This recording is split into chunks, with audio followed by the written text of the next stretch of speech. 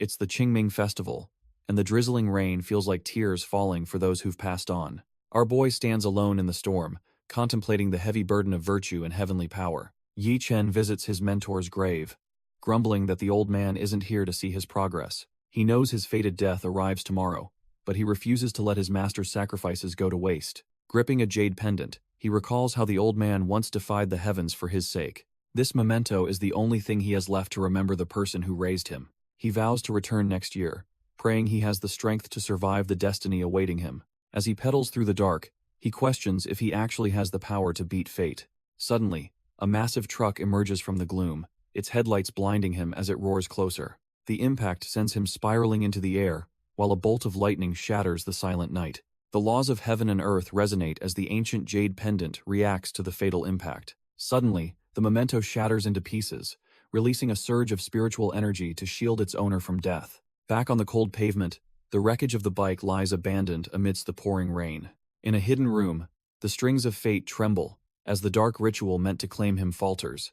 A blood-soaked straw doll lies discarded as the lethal spell is violently redirected away from its target. Coughing up blood, our boy realizes that the old man's warnings about heaven's mandate were terrifyingly real. But as he stands, a ghostly light surges from his chest, proving his master's protection hasn't faded yet. His eyes glow with a newfound power, realizing the jade pendant just pulled him back from the brink. Walking through the storm, he leaves the trash-tier thugs behind, ready to settle the score. The mastermind is left completely dumbfounded, wondering if the man he tried to kill is human or ghost. Our boy looms over the coward, who's currently begging for his life and swearing he meant no harm. The trash-tier thug tries to play the victim, claiming he was just caught up in something way over his head. Yi Chen asks if that pathetic excuse is why they tried to turn him into a literal scapegoat for death. When the thug mentions a man named Old Man Feng, our boy's eye flares with a cold, vengeful light. Flashing back to just one day ago, we see Yi Chen at a temple before everything went to hell. A creepy old man named Feng spots him, realizing our boy's soul is unnaturally pure and unblemished by fate. Old Man Feng is stunned by his heavenly constitution and immediately starts fishing for information about his master. The thug interrupts the old geezer, reminding him that he was hired to fix a problem, not red fortunes. He bluntly asks if this kid's fate is strong enough to absorb the disaster currently haunting his own life. Old Man Feng agrees, but secretly decides that using such a rare body for a simple sacrifice is a waste. Old Man Feng promises the arrogant client that his health will be fully restored within just 3 days. Our boy isn't having it, bluntly telling them to hit a hospital instead of stealing his life force. The trash-tier young master just sneers, mocking Yi Chen for clinging to a master who died years ago. Yi Chen reminds them of his master's warning to stop preying on girls and start doing good deeds. The rich brat just laughs, claiming he'll take what he wants by force since virtue doesn't pay bills. He is completely unrepentant, reveling in his twisted happiness, while dismissing the idea that his illness is punishment. Tired of the lecture, he tells Yi Chen that he is easily replaceable and to stop acting righteous. He signals the old geezer to leave, showing he has zero patience for anyone standing in his way. Before departing, Old Man Feng warns our boy not to throw away his future over a temporary loss. As they walk away, Yi Chen stands his ground, knowing these vultures won't stop until they are finished. Yi Chen suddenly feels a strange vibration coming from his chest, sensing something is horribly off. He pulls out his master's jade pendant, wondering why the spiritual memento is reacting so violently. To his horror, the once perfect jade is covered in spiderweb cracks, signaling that his protection is failing. Our boy stares at the shattered relic, realizing he's finally uncovering the truth behind their twisted scheme. He realizes the curse was actually cast long ago, and he's finally found the answer he needed. It turns out the trash-tier young master targeted him because his hard fate made him the perfect vessel. The brat admits that even the old geezer was obsessed with hunting down anyone linked to Li Zhengde. Suddenly, the curse begins to backfire, leaving the arrogant rich kid begging for a mercy he never showed. He screams in absolute agony as the dark energy begins to tear his pathetic soul apart. Yi Chen watches coldly as the curse seal returns to haunt the very person who tried to weaponize it. Yi Chen notices the same curse seal on the fallen trash-tier thugs, realizing they were all marked for death. Looking at the carnage in the rain, our boy is stunned that not a single soul was left alive. As the marks crawl up his face, he wonders why he's the only one who hasn't kicked the bucket. He quickly pulls out his copper coins, sensing that the spiritual energy in the air is turning toxic. Suddenly, a blinding light swallows him whole, leaving him completely dumbfounded by this sudden shift in reality. His chest burns like it's being branded with hot iron, as the curse tries to consume his very life force. Standing before a ghostly mansion, he realizes he's trapped in a high-level hallucination known as the blindfold method. Not one to be played, he whips out his talismans, ready to tear this fake world to shreds. He ignites the Qian hexagram, using pure yang energy to suppress the weak spirits trying to cloud his mind. With the power of heaven surging through him, he shatters the illusionary floor to force his way back. Yi Chen shatters the illusion, leaving the nearby spirits dumbfounded as Old Man Feng watches with interest. Meanwhile, young Master Shu is paying the price, his body twisting as the curse consumes his very soul. The old man reveals he intentionally used the young master as a vessel for a forbidden life root technique. Now, the once arrogant heir has become nothing more than a mindless, screaming puppet under the old man's control. Yi Chen looks down at the carnage, disgusted that anyone would use such vile arts in heaven's name. Old Man Feng just scoffs, claiming that the Tao is indifferent and doesn't care about human morality. Our boy demands to know why he's being targeted when he has no personal grudge against this antique. Feng explains that these aren't ordinary corpses and wants to test them against Ye Chen's unique heavenly constitution. As a trash-tier army of puppets surrounds him, Ye Chen realizes he'll have to fight his way out. With a cold glare, he prepares to show the old man that his spirit won't be broken so easily. Ye Chen calls upon the Zhen hexagram, channeling brilliant heavenly might to purge the filth before him. Surrounded by the trash-tier mob, our boy decides to borrow thunder and end this farce immediately. A massive bolt of divine lightning tears through the rainy sky, answering his call with a roar. With eyes glowing like a storm, he tells the puppets to die while unleashing his spiritual power. The lightning chains through the undead crowd, frying the old man's puppets in a single, blinding flash. Even Old Man Feng is left dumbfounded, barely dodging the residual sparks of the heavenly strike. Yi Chen scoffs at the carnage, asking if this pathetic display is the result of decades of research. He stares the old man down, questioning if this twisted slaughter is truly the heaven he upholds. However, Feng just smirks and warns him not to be arrogant, while the cursed young Master Shu rises. The old man tells him to look behind, revealing that the real nightmare is only just beginning. The cursed young Master Shu lunges like a feral beast, but our boy is already prepped for the counter. Ye Chen doesn't hesitate for a second, blasting the trash-tier puppet back with a surge of pure heavenly lightning. The impact sends the cursed vessel skidding across the wet pavement, proving his master's training wasn't for show. Old Man Feng just watches, wondering how Master Zhengde managed to turn a dying kid into such a variable. Fed up with the cryptic talk, Ye Chen charges the old man, determined to end this twisted game immediately. The old man remains eerily calm, revealing a glowing red coin that pulses with a sinister, ancient spiritual energy. Hez obsessed with the secret behind Ye Chen's survival, questioning why a master would go so far for him. Suddenly, the sound of screeching tires cuts through the rain as a new player enters this chaotic battlefield. A black van pulls up to the villa, and a group of mysterious men in suits steps out. Two hooded figures watch the carnage from the shadows, debating whether it's finally time to jump into the fray. Fatty Hoodie worries about his mortgage, telling his partner that acting impulsively is a one-way ticket to disaster. They scan the villa with spiritual vision, confirming there are only 3 signatures and no hidden ambush. Sensing the escalating pressure, the two mysterious figures rush toward the villa to see the fight firsthand. Slim Hoodie warns that 2 of the auras are immeasurable, realizing they've stumbled upon some serious powerhouses.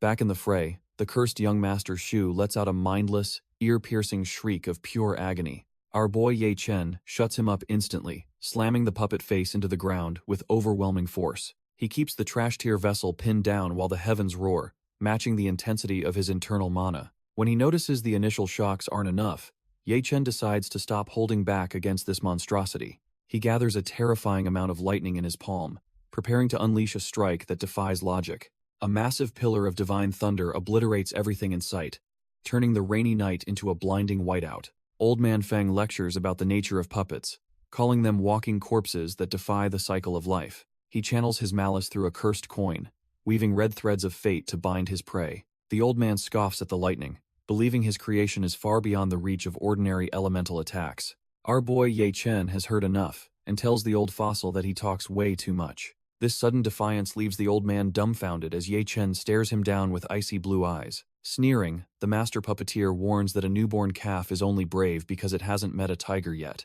He prepares to unleash his trump card, intending to show the brat the true meaning of horror. The puppet's body begins to mutate, undergoing a grotesque demonification as horns and spikes erupt from its flesh. Instead of running, Ye Chen just watches the monstrosity with a look that says, "This is actually getting fun." The demonized trash tier puppet launches itself through the rain, aiming its claws straight for our boy's throat. Ye Chen meets the mutated beast head-on, trading a heavy blow that shakes the very air. The impact is massive, sending the trash tier puppet skidding back through the mud and rain.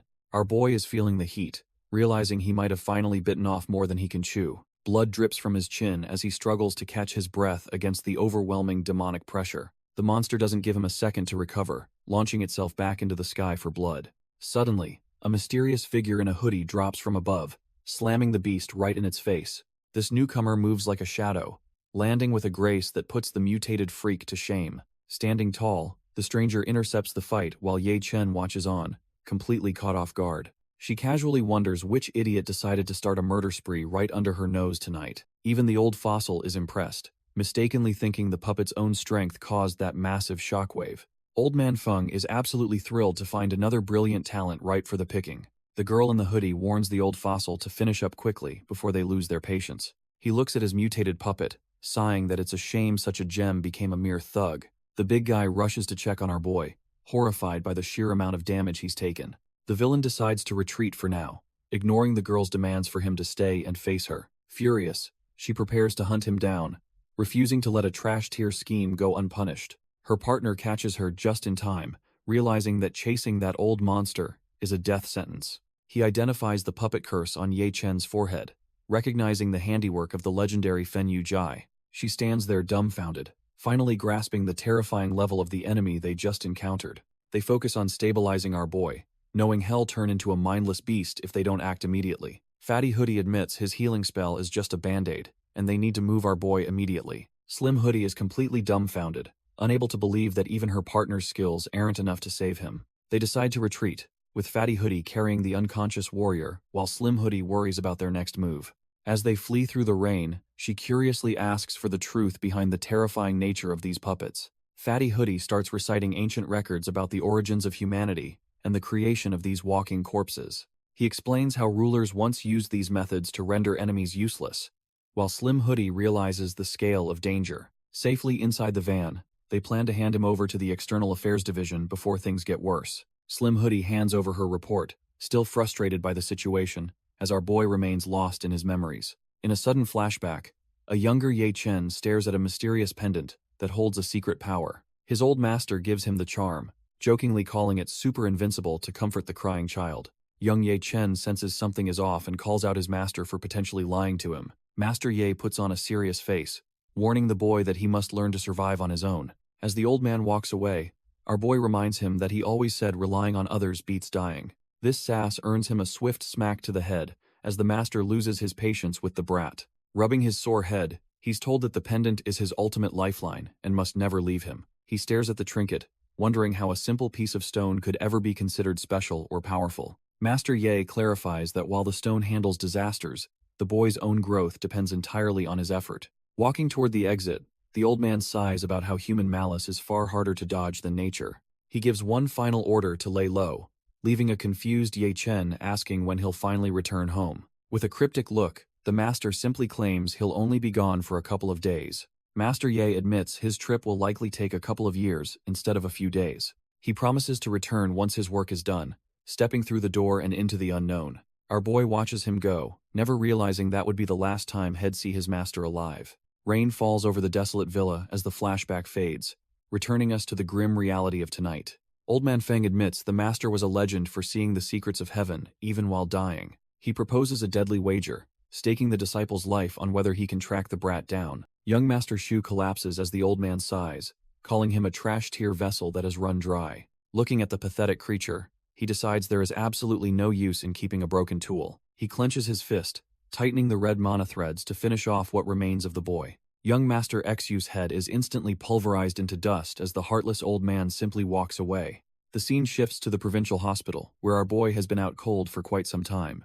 He finally opens his eyes to find two strangers hovering over him, cheering that he's finally awake. Waking up after 3 whole days, he's completely dumbfounded and has no clue where he actually is. Xiao Man starts teasing him about being some big boss's secret son while he just wants some answers. She hands over his medical report, telling him to ignore the big guy's nagging for just a second. Reading the grim diagnosis of heart failure, He realizes just how lucky he was to survive that fall. He gives them the fake name Lu Li, promising to settle the medical bills once he's back on his feet. The duo reveals they're from the guild and starts grilling him about his connection to that trash-tier villain.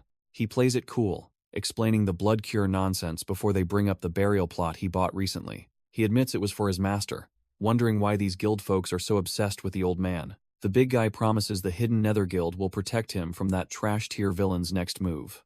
Our boy is left completely dumbfounded, wondering what this mysterious guild even wants with a guy like him. He explains the guild is an official group meant to keep all the superpowered freaks in line. He breaks down the 4 gates, calling the arts the peak, and naming Jungde as its absolute legend. Hearing his master's name sends him into a spiral, realizing the old man was way more than just a teacher. Xiaoman teases him, saying it makes total sense why a monster like Feng would be hunting Jungde's disciple. The glasses guy keeps yapping, moving on to the flow gate, which focuses on ancient schools of philosophy. Then there's the stillness gate, where scholars and strategists master the art of the heart and mind. Finally, he describes the motion gate, home to the world's greatest generals and absolute beasts in physical combat. He reveals that the girl sitting right there is actually a top-tier practitioner from that very same motion gate. The guild hypes up the girl's deadly skills before asking our boy if his master mentioned the mysterious ruins. He looks at them with pure skepticism, doubting his eccentric teacher is actually the legendary figure they describe.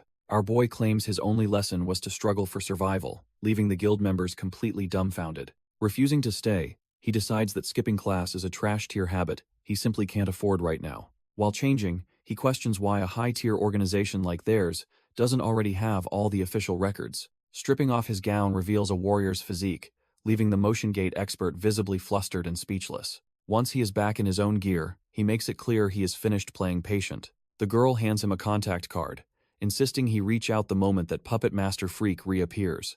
He waves them off with a quick thanks, promising to report any news while heading for the exit. The duo watches him leave, certain that despite his lack of trust, he is the key to everything. Fatty Hoodie mocks his partner's trash-tier grammar, questioning if a gym teacher taught her how to speak properly. She just huffs in annoyance while he continues rambling about how rare flowers and warriors need worthy masters. Meanwhile, our boy wanders through the city, trying to blend in despite his striking white hair and sharp gaze. His peaceful walk is cut short when a high-end luxury car suddenly screeches to a halt right beside him. A man in a sharp suit steps out, addressing him as Lu Li, with a surprisingly respectful tone. The stranger claims his boss is dying to meet him, though our boy has no clue who they are. Without giving a name, the henchman simply insists that everything will make sense once they arrive at the destination. He holds the door open with a practiced bow, treating the young warrior like a high-tier guest of honor. Our boy suspects Boss Shu is behind this, as he's the only one who would come looking for him. The henchman just smiles,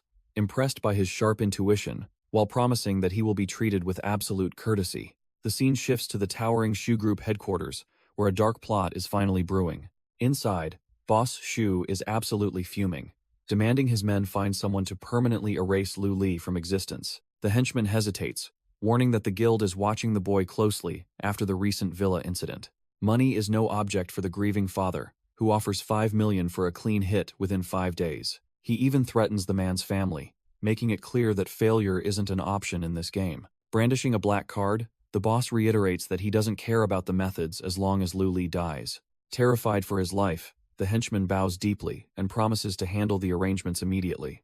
As his subordinate leaves, Boss Shu vows to send that brat down to the afterlife to accompany his son. Meanwhile, a sleek black car tears down the highway, carrying our boy toward his unknown destination. Our boy stares out the window, his sharp gaze reflecting the city lights while he senses trouble ahead. The driver warns that they're about to cross the city limits, heading into the desolate outskirts. Our boy jokes that the boss must be some hermit living in the wilderness to choose such a spot. He leans forward, dumbfounded by the driver's silence, while demanding to know their final destination. Suddenly, his spiritual senses scream as his eye glows blue, signaling that a trap has finally been sprung.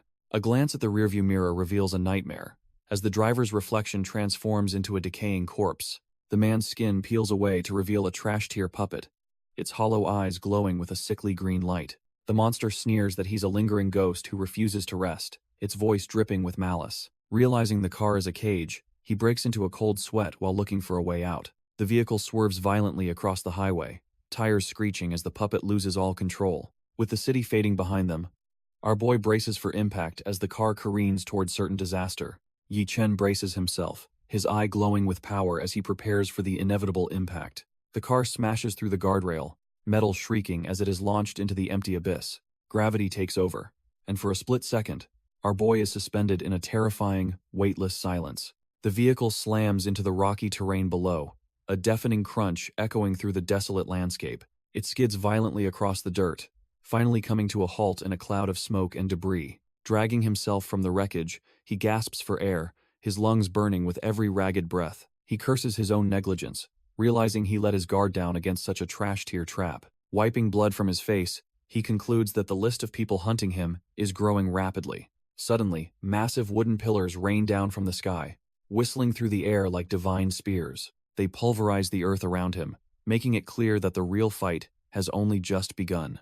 A new player enters the field, complaining that he has to personally handle such a mere bronze-rank target. This trash-tier assassin is actually glued to his phone, screaming at his teammates for being absolute pacifist monks. He looks down from the pillars and mocks our boy for squatting in the dirt like a common camper. The brat identifies him as Lu Li, but Ye Chen can only wonder if they have ever met before. He doesn't care about introductions, claiming he just needs the bounty money to buy some new in-game skins. Suddenly, two massive black coffins slam into the ground, their green eyes glowing with a sinister spiritual energy. A decaying puppet crawls out, as the gamer shouts for his support to finally initiate the team fight.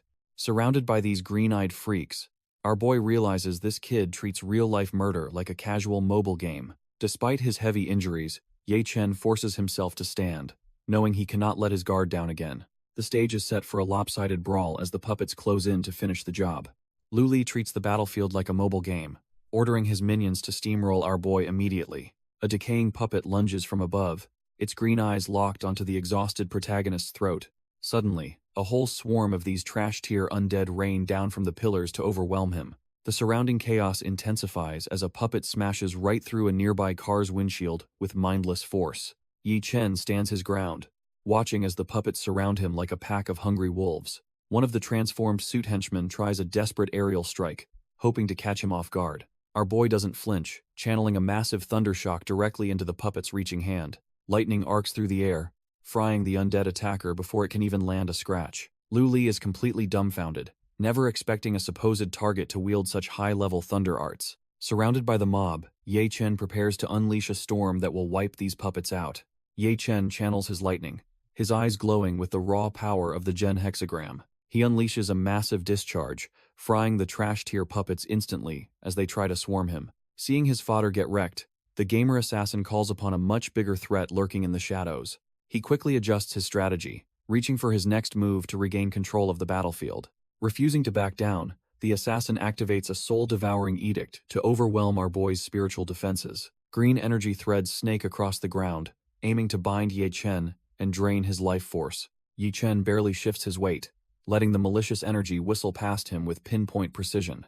Instead of hitting him, the threads latch onto the fallen puppets, forcibly reanimating them for another round. The assassin pours even more mana into the technique, turning the entire area into a glowing green graveyard. With a crazed look in his eyes, he pulls the strings tight, determined to collect that massive bounty. Ye Chen watches as the green threads reanimate the trash-tier puppets, surrounding him with malicious intent. The gamer assassin mocks him, claiming our boy's thunder arts aren't nearly as impressive as the rumors suggested. He unleashes a specialized counter technique designed specifically to crush anyone claiming to be a righteous exorcist. Yi Chen feels his power faltering as the overwhelming green energy begins to suppress his spiritual defenses. The malicious threads pierce right through him, and for a second, it looks like it's game over. Thinking he's already won, the assassin smirks and calls it a wrap, ready to collect his easy bounty. But something shifts inside Ye Chen, as a strange, restless hunger begins to claw at his very soul. Deep within, the twin Pisces curse wakes up,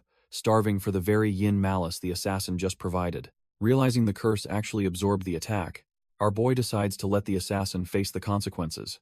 The assassin is completely dumbfounded, realizing his finishing move just turned into a buffet for a monster. The assassin is absolutely dumbfounded, realizing his ultimate move just got shrugged off like it was nothing. He starts panicking, accusing our boy of using literal hacks before deciding it's high time to bail. Yi Chen just stands there, looking cold as ice while his new power settles into his veins. The trash-tier assassin tries to make a run for it, desperate to put some distance between them. But before he can even blink, Ye Chen closes the gap, appearing right behind him like a ghost. He tells the coward that the match is far from over, and disconnecting now isn't an option. Suddenly, the assassin switches gears, trying to laugh it off with some pathetic excuse about dinner time. He keeps babbling about how he was just joking around, hoping a little fake friendliness saves his skin. Ye Chen isn't buying the act, and demands to know how much more malicious energy he's hiding. When the assassin plays dumb, Ye Chen sparks his lightning, wondering if his exorcism arts work on humans. The trash-tier assassin starts sucking up, claiming our boy's lightning is basically god-tier compared to his own skills. Ye Chen isn't moved by the flattery, and demands the coward use that soul lock technique again, immediately. He sparks his palm with lightning, giving the assassin only 5 seconds to start before things get painful. Realizing there's no escape, the assassin sits down and warns him that whatever happens next is his own fault. Green threads of malicious energy begin to coil around Ye Chen like hungry snakes, looking to bind his spirit. The assassin pours everything into his technique, hoping this last-ditch effort can actually take the monster down. But our boy just stands there as his hexagram array flares to life, summoning the power of the twin Pisces. Instead of being trapped, the ancient curse marks start devouring the assassin's green energy like a hungry beast. Ye Chen calmly meditates under the moonlight, turning the enemy's own malicious power into a snack for his recovery. When the assassin finally hits his limit and his puppets collapse, Ye Chen just asks why the party stopped. The assassin is losing it, crying that he is being treated like a common battery for our boy's recovery. Ye Chen doesn't care about his feelings and coldly demands he pour out his energy even faster. Completely drained, the trash-tier assassin begs for mercy, claiming he doesn't have a single drop of power left. Our boy just smirks and asks if any of his relatives have more of this delicious energy to share. Realizing he is just a snack, the assassin flees while shouting that he would totally fight if he weren't outmatched. He disappears into the night, desperate to put as much distance as possible between himself and the monster. Ye Chen watches him go, genuinely dumbfounded that a simple question about family traditions caused such a panic. Meanwhile, at a luxury villa, the atmosphere is heavy as the consequences of the failed hit start sinking in. A henchman delivers the bad news to his superior, confirming that their high-priced assassin failed the mission. Boss Shu grits his teeth in frustration, already knowing that his path to revenge is becoming much more complicated. Boss Shu isn't playing around, setting a brutal 3-day deadline while delegating the next dirty demolition job. He's already plotting to throw the gamer assassin back into the meat grinder to secure his revenge. Elsewhere, Wang Shengli is busy getting wasted, completely oblivious to the storm brewing over his head. His jumpy subordinate asks about the demolition project, smelling an opportunity to finally climb the ranks. Shengli tosses him the job like it is trash but warns him that this site carries a curse. He explains that the area is spiritually filthy, a place where the living should not linger for long. Stories of dead crews and ruined families have the glasses-wearing thugs sweating bullets in the dark alley. The poor guy feels a ghostly chill, convinced that some vengeful spirit is breathing down his neck. He lets out a pathetic yelp when a hand suddenly snatches his shoulder from the shadows. Turns out it was just Sheng Li pulling his leg, laughing as his subordinate nearly dies of fright. Wang Shengli laughs off the supernatural, telling his jumpy subordinate that real men do not fear ghost stories. The glasses-wearing thug is sweating bullets, convinced the evil energy in this alley is the real deal. Sheng Li just takes another swig, bragging about his tough history while his partner begs him to shut up. He gets even bolder, making a trash-tier joke about how he would handle a famous vengeful spirit. Suddenly, a mysterious figure with white hair appears, and Sheng Li points him out like it is a game. Our boy Ye Chen stands there silently, as the drunk thug shouts to ask if he is human. Ye Chen warns them that this place is crawling with yin malice, and they need to clear out. Sheng Li nearly doubles over laughing, calling the stranger a total edgelord for using such cringy spiritual terms. Unfazed, Ye Chen gives them one last chance to turn back before things get ugly. Fueled by liquid courage, Sheng Li dares the hidden spirits to come out and try their luck. The terrified glasses thug tries to drag his partner away, sensing the atmosphere has turned deathly cold. Sheng Li brushes him off, refusing to be intimidated by a guy he thinks is just acting tough. He keeps barking threats at our boy, completely unaware that his bravado is hitting a grim reality. Ye Chen looks back coldly, clarifying that his warning was actually for the entities lurking behind them. The panicked thug freezes as he catches a glimpse of something inhuman reflecting in his own lens. A ghastly spirit with a long, rotting tongue manifests right over his shoulder, ready to claim him. Ye Chen doesn't even flinch, telling the trash-tier thugs to scram before the malice consumes them entirely. Realization hits them like a truck when they see multiple vengeful ghosts closing in from the shadows. They lose every bit of their liquid courage, screaming for mercy as they scramble to escape the nightmare. Ye Chen watches them flee, focused only on finishing this job to finally settle his mounting medical bills. Ye Chen stands firm, his mind racing with the heavy weight of the secrets he has recently uncovered. He reflects on his master's ancient teachings, trying to find a spark of clarity within the growing chaos. Looking around the desolate alley, our boy realizes that in this gritty world, trust is a rare luxury. He activates his yin eye, the sharp blue glow cutting through the darkness to reveal the hidden truth. Suddenly, the air turns frigid as dozens of vengeful spirits manifest, their distorted faces twisted in eternal agony. Surrounded by the spectral mob, he remains calm, even as the malice becomes thick enough to choke on.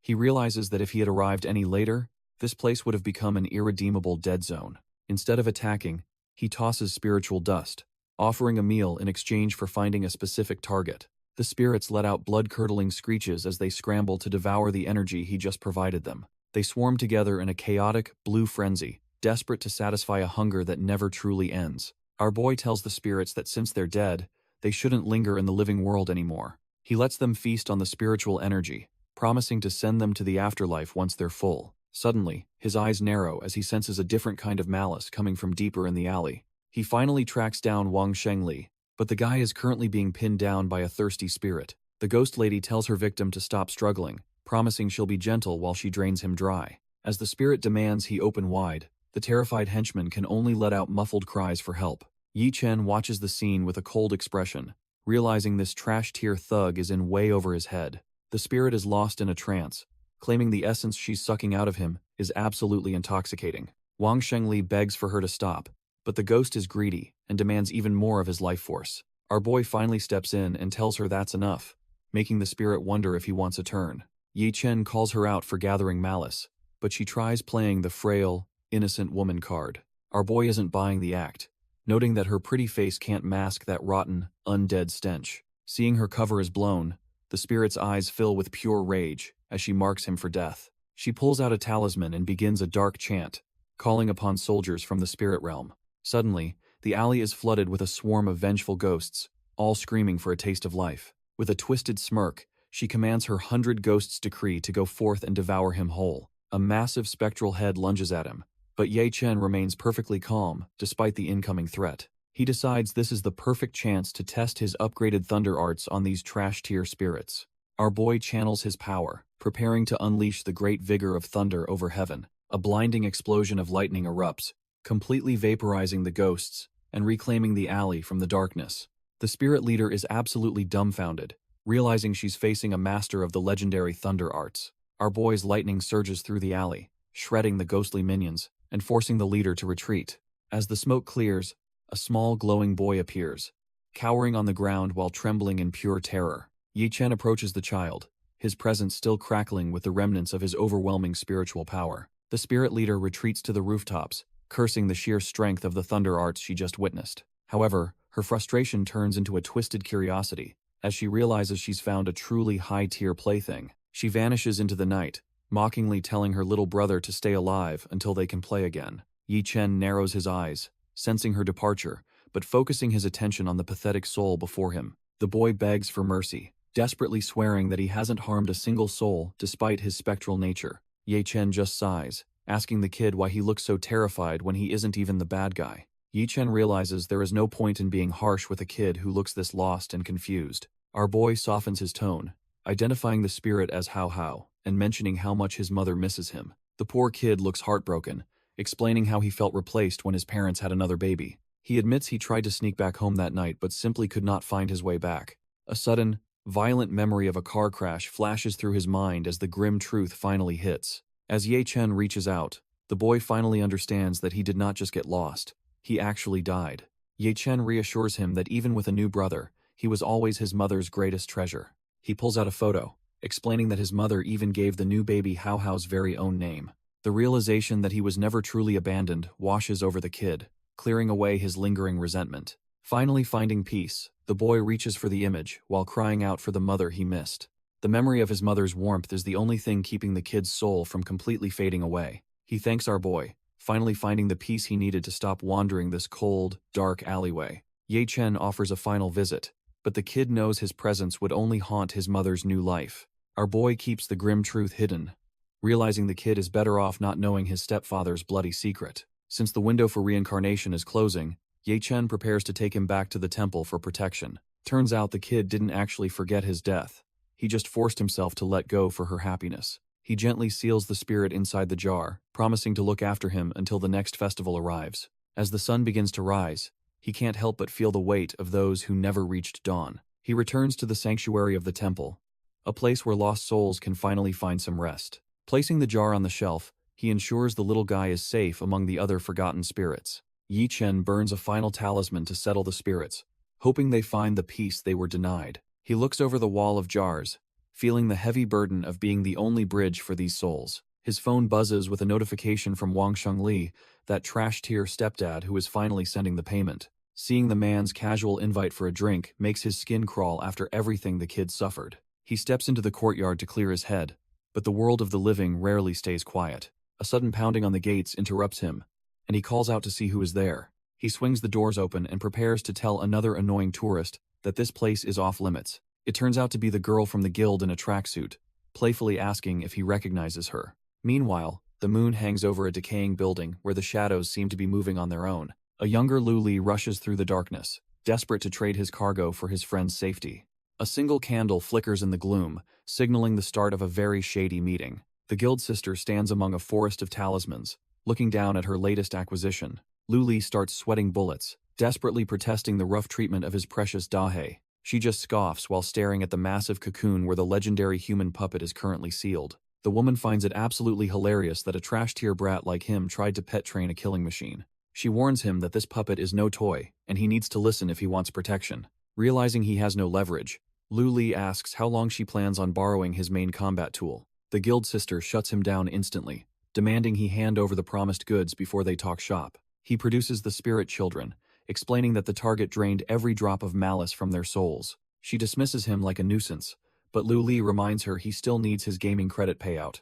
The guild sister leans in with a predatory smirk, suggesting that playing with her is better than any game. Lu Li starts shaking, terrified that she is about to back out of their original agreement and leave him empty-handed. She just stares him down with a glowing eye, reminding the brat that he has no one to blame but himself. As he hands over the spirit samples, he desperately argues that nobody mentioned the target was immune to malice. The guild sister calls him utterly incompetent, while he pathetically begs for just a little cash to cover medical fees. The atmosphere in the room turns freezing, as Lu Li tries to explain away his failure to the unimpressed woman. She decides she will keep his precious puppet for a couple of days just to see what it can do. With a cold look, she tells the boy that if he doesn't vanish right now, things will get very ugly. The blue spirit drifts closer as the guild sister whispers a final, terrifying threat about devouring him whole. Our boy Lu Li finally takes the hint, looking completely dumbfounded, as the spectral presence looms over his soul. Lu Li is sweating bullets, making the woman promise he only has to wait 2 days for his puppet. He looks back at Dahe, terrified that these people might actually go back on their word. Our boy finally retreats, his footsteps heavy with the weight of a deal he can't possibly win. The guild sister wonders why they didn't just trash the kid, since he's clearly outlived his usefulness.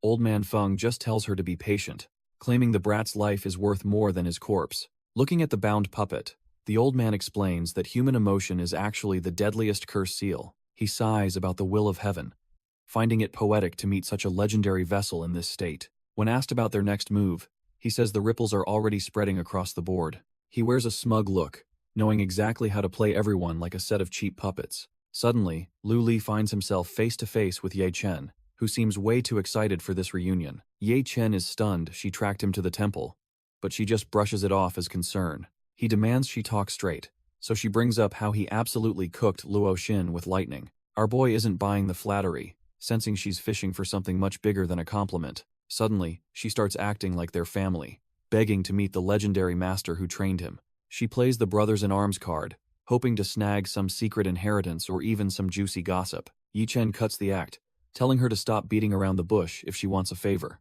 He realizes the guild is still obsessed with his master's true identity, specifically the perfected one Zheng De. She recites some trash-tier rumors about his master being a walking disaster, leaving our boy totally dumbfounded. He sighs, asking if she actually knows anything useful, like his real name or specific cultivation techniques. Turns out, the master is her absolute idol, and even the guild's top brass can't find his files.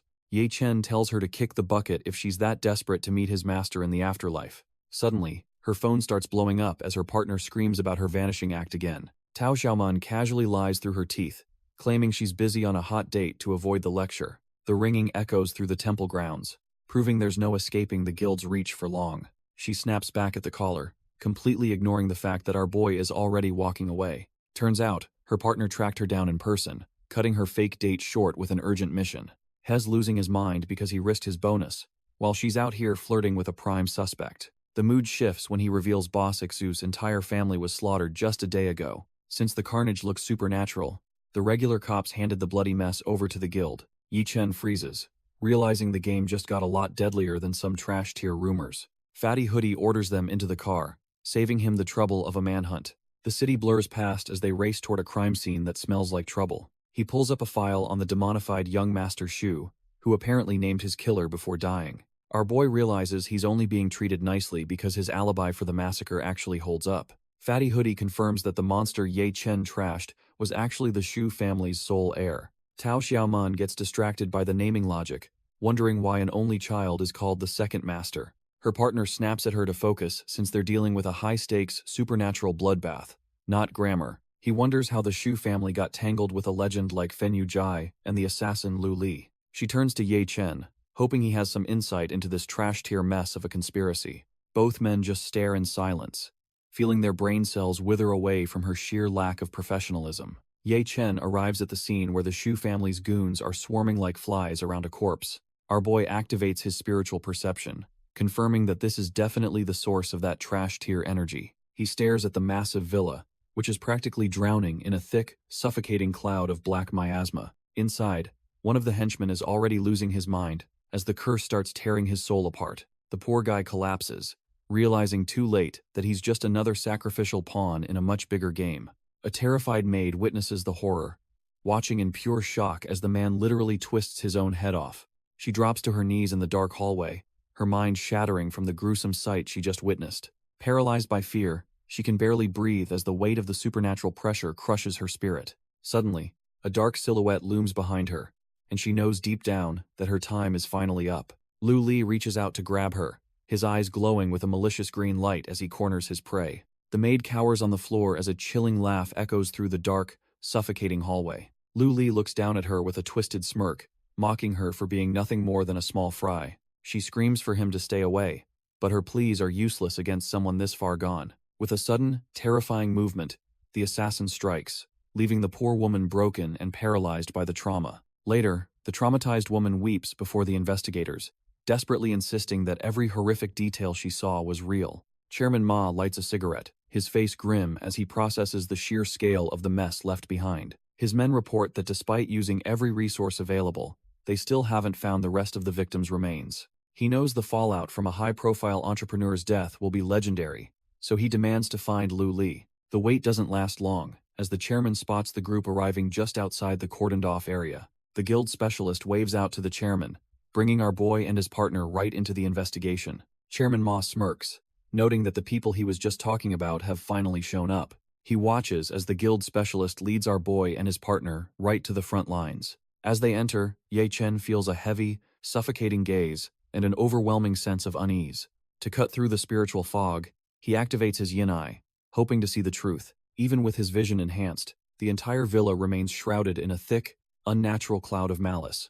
The chairman turns to them, mistakenly assuming our boy is the infamous assassin, Lu Li. The guild specialist quickly checks in with the chairman to see how they should handle the situation. Ye Chen remains silent, his sharp eyes scanning the area for any hidden threats or lingering curses. The chairman asks if he has been briefed, knowing this investigation is about to get extremely messy. With everyone on the same page, the group finally heads inside to face the villa's dark secrets. Chairman Ma warns the girl to keep her mouth shut once they step onto the crime scene. The girl just smiles and promises to act like a total mute to stay in his good graces. The guild specialist leads the way, while our boy follows closely, sensing the heavy atmosphere ahead. They finally approach the entrance, each of them mentally bracing for whatever horrors are waiting inside. As the group steps through the doors, a traumatized survivor watches them with wide, terrified eyes. The poor maid starts trembling uncontrollably, her mind clearly broken by the nightmare she witnessed earlier. Suddenly, she points a shaking finger directly at our boy, claiming he is the one responsible. Ye Chen is completely dumbfounded, wondering why on earth this woman is pinning the blame on him. She screams for his immediate arrest, leaving the rest of the group stunned by the sudden accusation. A nearby henchman tries to settle her down, but the damage to our boy's reputation is done. Chairman Ma is already getting a massive headache, so he orders Xiao Man to escort Lu Li away immediately. He casually asks our boy if he's the killer, then scoffs that no assassin would look this cluelessly dumbfounded. While the traumatized maid is tended to by a henchman, Ma watches the chaos with a cold, calculating gaze. Fugui wonders if Lu Li still needs questioning, but Ma's mind is already racing toward a much deeper mystery. Something about this whole setup feels off, and Ma can't shake the feeling that they are being played. He notes how every single clue from the summer resort incident seems to lead right back to Ye Chen. Fugui starts to catch on, realizing the connections between these cases are far too convenient to be accidental. They suspect this entire mess is just bait, especially if Lu Li has no ties to the legendary Zhengde. Ma questions why the human puppet curse failed, wondering if that infant from the ruins is actually our boy. Without another word, Ma walks off, leaving a confused Fugui shouting after him as the plot finally thickens. Outside the cordoned-off building, the Shu Group's henchmen maintain a strict perimeter while waiting for the next move. Hidden away in a car, mysterious players whisper that the fish has finally swallowed the bait they laid out. A white-haired stranger smirks, amused that Amir Jr. managed to make the legendary old man Feng eat dirt. The old man himself looks utterly broken, his pride shattered after being outplayed by someone he likely considered trash tier. Time feels like it is slowing down as the pocket watch ticks, signaling that the real trap is springing. The security teams check in, reporting that everything is clear, completely oblivious to the horror lurking in the shadows. Panic sets in when Point C stops responding, leaving only a grim trail of blood staining the staircase. One guard reveals a face twisted by malice, his eyes turning into bottomless pits of dark, cursed energy. The possessed henchmen start dragging their comrades into the dark, turning a routine sweep into a total bloodbath. Within moments, the floor is littered with bodies as the curse spreads, proving these guys were never in control. The radio crackles with desperate calls for backup, but the earpiece just lies there, abandoned and chillingly silent. A heavy boot hits the floor as the situation spirals, the air thick with the scent of impending doom. Outside the van, the suit henchmen realize the villa has turned into a death trap and scream for help. They scramble toward the gate, frantically trying to alert their base before the shadows swallow them whole. One guard freezes as he feels a soul-chilling presence, his face turning pale under the ghostly blue light. Panic peaks when they are surrounded by spectral flames, and they desperately call for a compass to find an exit. The captain stares at his device in horror, realizing that their luck has finally run out in this mist. He is completely dumbfounded when the needle spins wildly, proving that spiritual interference has completely cut them off.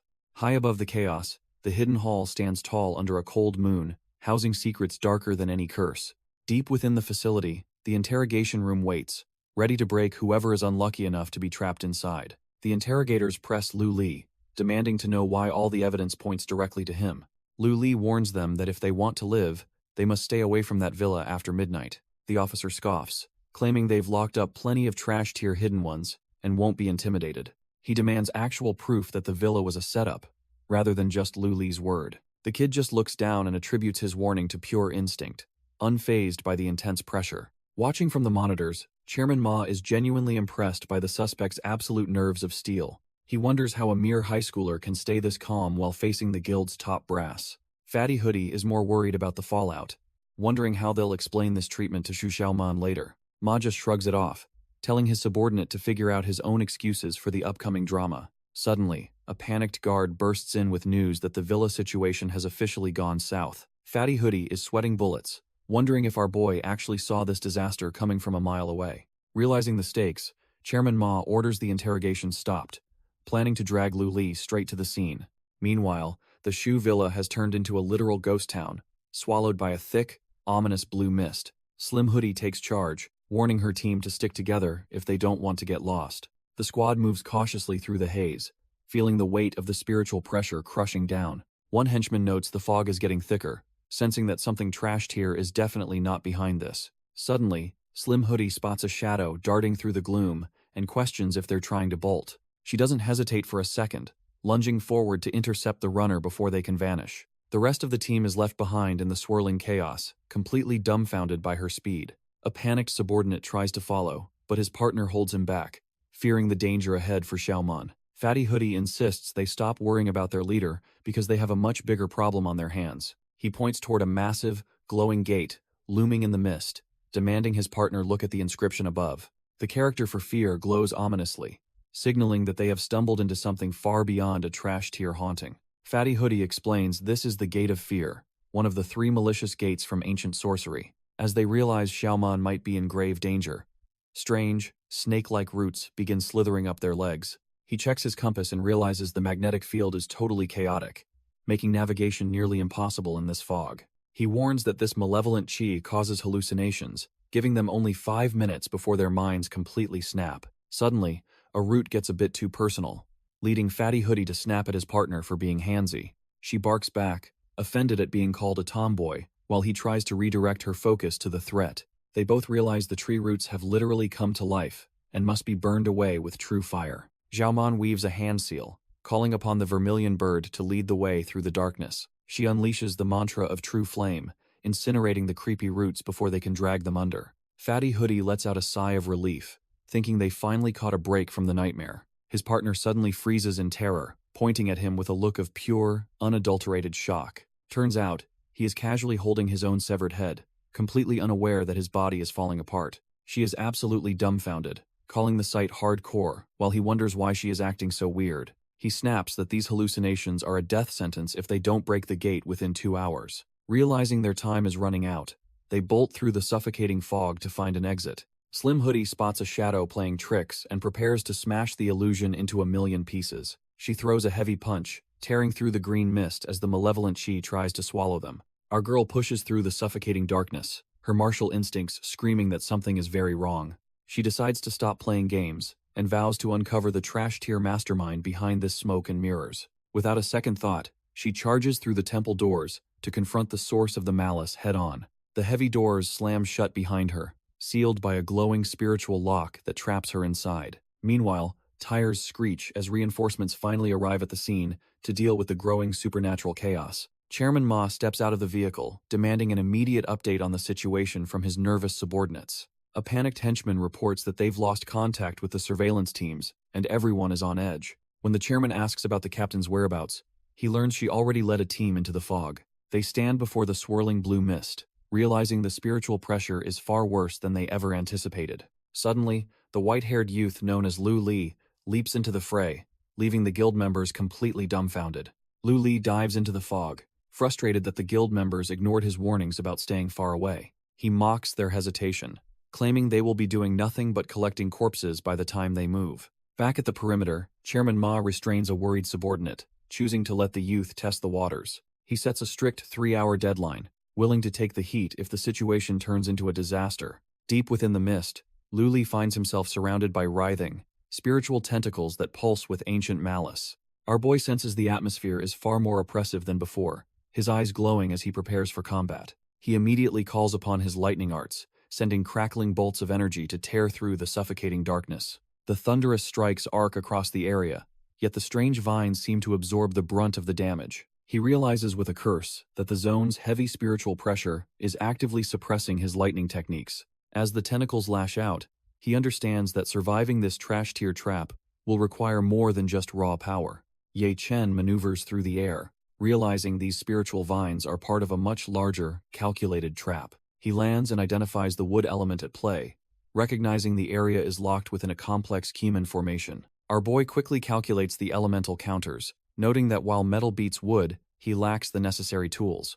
Without his usual talismans, he decides to gamble on his twin Pisces curse to merge with the surrounding energy. He manifests the Yin-Yang 5 Thunders, hoping the spiritual price for this technique isn't too steep to pay. The gamble pays off as the hostile vines retreat, unable to track his presence through the shifting energy. He feels the suffocating pressure lift from his chest, though he knows the real threat is still lurking nearby. Approaching a massive, gnarled structure, he finds the missing search party hanging like macabre trophies from the dark roots. He realizes with disgust that the tree is boring into the henchmen's skulls to suck out their very life. Our boy treads carefully through the gloom, his eyes scanning for any more of those trash-tier wooden traps. He suddenly freezes when he spots a 5 Thunders ominous spirit talisman pinned to the gnarled trunk. The brushwork is a dead ringer for the old man's style, making him wonder how deep this coincidence goes. Without a second thought, he bites his thumb to offer the blood sacrifice needed to override the seal. He focuses his intent and orders the energy to release, forcing the malicious formation to stand down.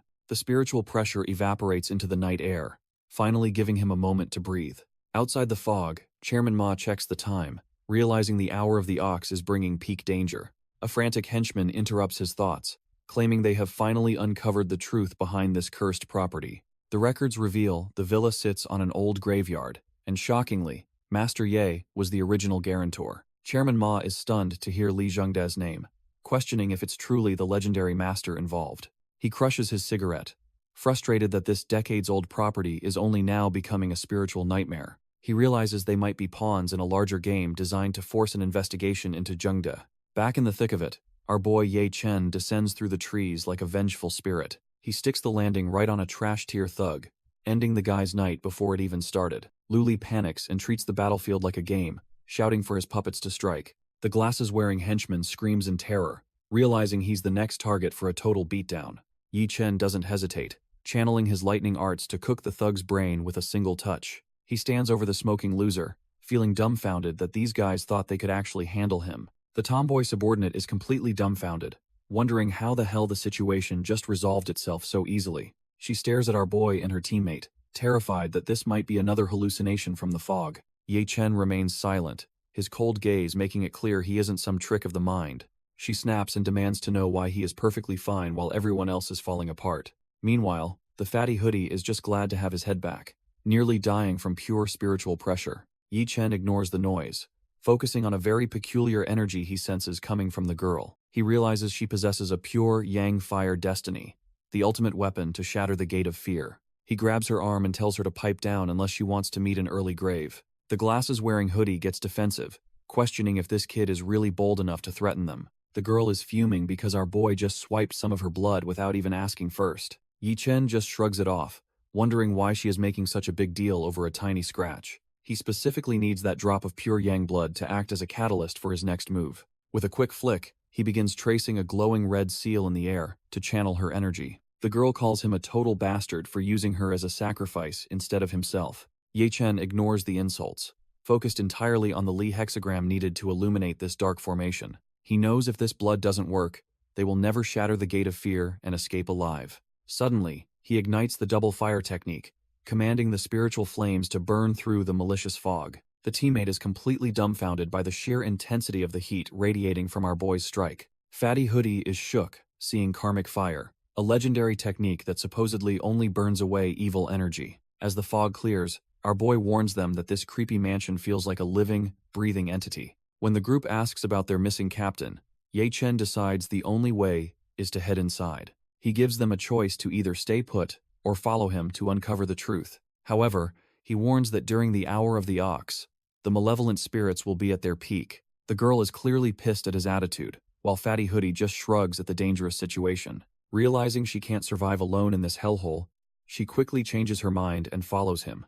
Suddenly, a massive pillar shatters as someone powerful makes a grand entrance through the debris. Turns out Slim Hoodie was waiting inside, looking completely unfazed and ready to throw hands. A distorted puppet face emerges from the shadows, its twisted features radiating pure, unadulterated malice. Slim Hoodie immediately feels the pressure, but refuses to let some low-level spirit get the drop on her. She charges into the fray, her 8 extremities fist technique making every step shake the very foundation. The creature screams in agony, as it realizes its prey is actually a top-tier predator in disguise. She lashes out with her weapon, determined to tear this nightmare apart before it can even blink. Her focus is absolute, her mind already calculating the quickest way to end this pathetic skirmish. A massive explosion of energy follows, shredding the puppet into nothing more than spiritual dust and debris. She wipes her face and laughs, thinking that fear is just a symptom of having insufficient firepower. Resting on the rubble, she confidently invites any other monsters to try their luck against her. Just when she thought it was over, the trash-tier puppets start piecing themselves back together. Slim Hoodie just scoffs, asking if they really want another round of this absolute beatdown. She finds herself surrounded by a whole mob of these stone-faced freaks looking for trouble. Without breaking a sweat, she shifts her weight, ready to show them why she is top tier. She delivers a brutal kick, sending one of the puppets flying back into the shadows. The impact is massive, but these things just do not know when to stay down and die. Slamming her palm down, she releases a burst of pure martial intent to clear some space. She sticks the landing perfectly, feeling like she has finally put these mindless husks in their place. Suddenly, She realizes one of them is literally stitching its own limbs back together, like a cheat code. Thinking this is total garbage, she prepares to strike again, determined to break their regeneration loop. Slim Hoodie narrows her eyes, realizing the situation is spiraling out of control much faster than she anticipated. She dances through the fray, her strikes landing with precision, but the puppets just keep coming back for more. Wiping blood from her lip, she pauses when she senses a sudden, impossible shift in the spiritual atmosphere. To her horror, these trash tier puppets are suddenly overflowing with chi, a power they definitely should not possess. The dust settles only to reveal the mindless husks closing in, their presence feeling heavier and more oppressive. She wonders why they get stronger with every hit, fearing they might actually be fueling themselves on her attacks. High above the chaos, the moonlight hits a silent apartment building where the real masterminds are watching the show. The guild sister smirks, feeling satisfied that her little pawn Lu Li is playing his part perfectly. Sitting with old man Feng, she laughs off the idea of the juniors surviving the deadly gate of death. It is a win-win for her, as she plans to use everyone as disposable tools to get what she wants. Old man Feng warns the guild sister not to underestimate the authorities as they begin their sweep. He grips his binoculars tightly, knowing even a small mistake could ruin their carefully laid plans.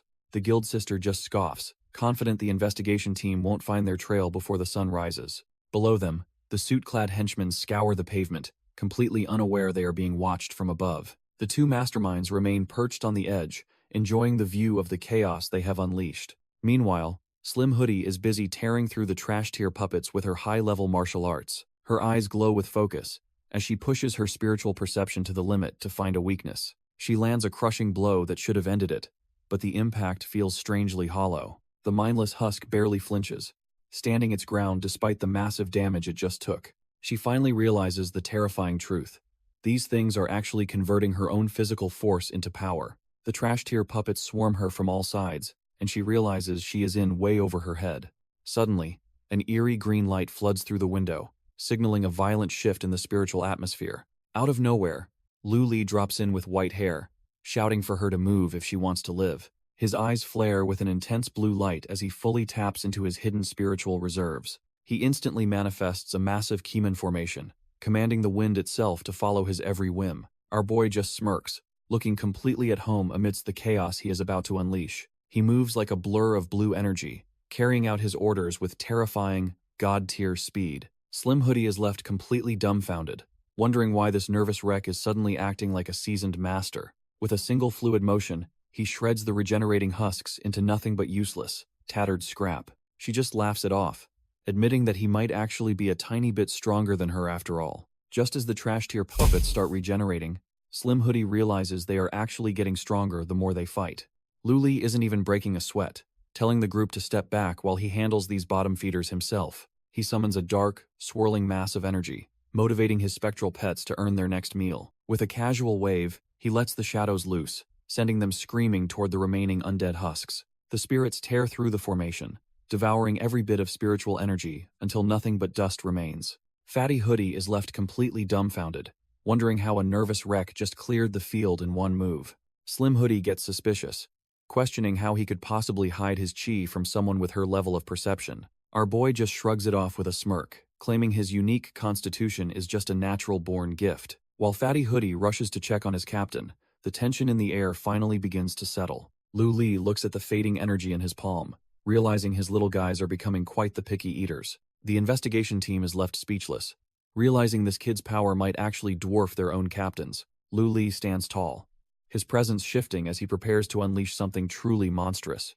He coldly orders everyone to clear the area, knowing the coming blast won't distinguish friend from foe. Slim Hoodie snaps back at his arrogance, but he simply claims he's trying to keep them from getting cooked. Our boy plants his feet, focusing every ounce of his spiritual pressure into a single, devastating point.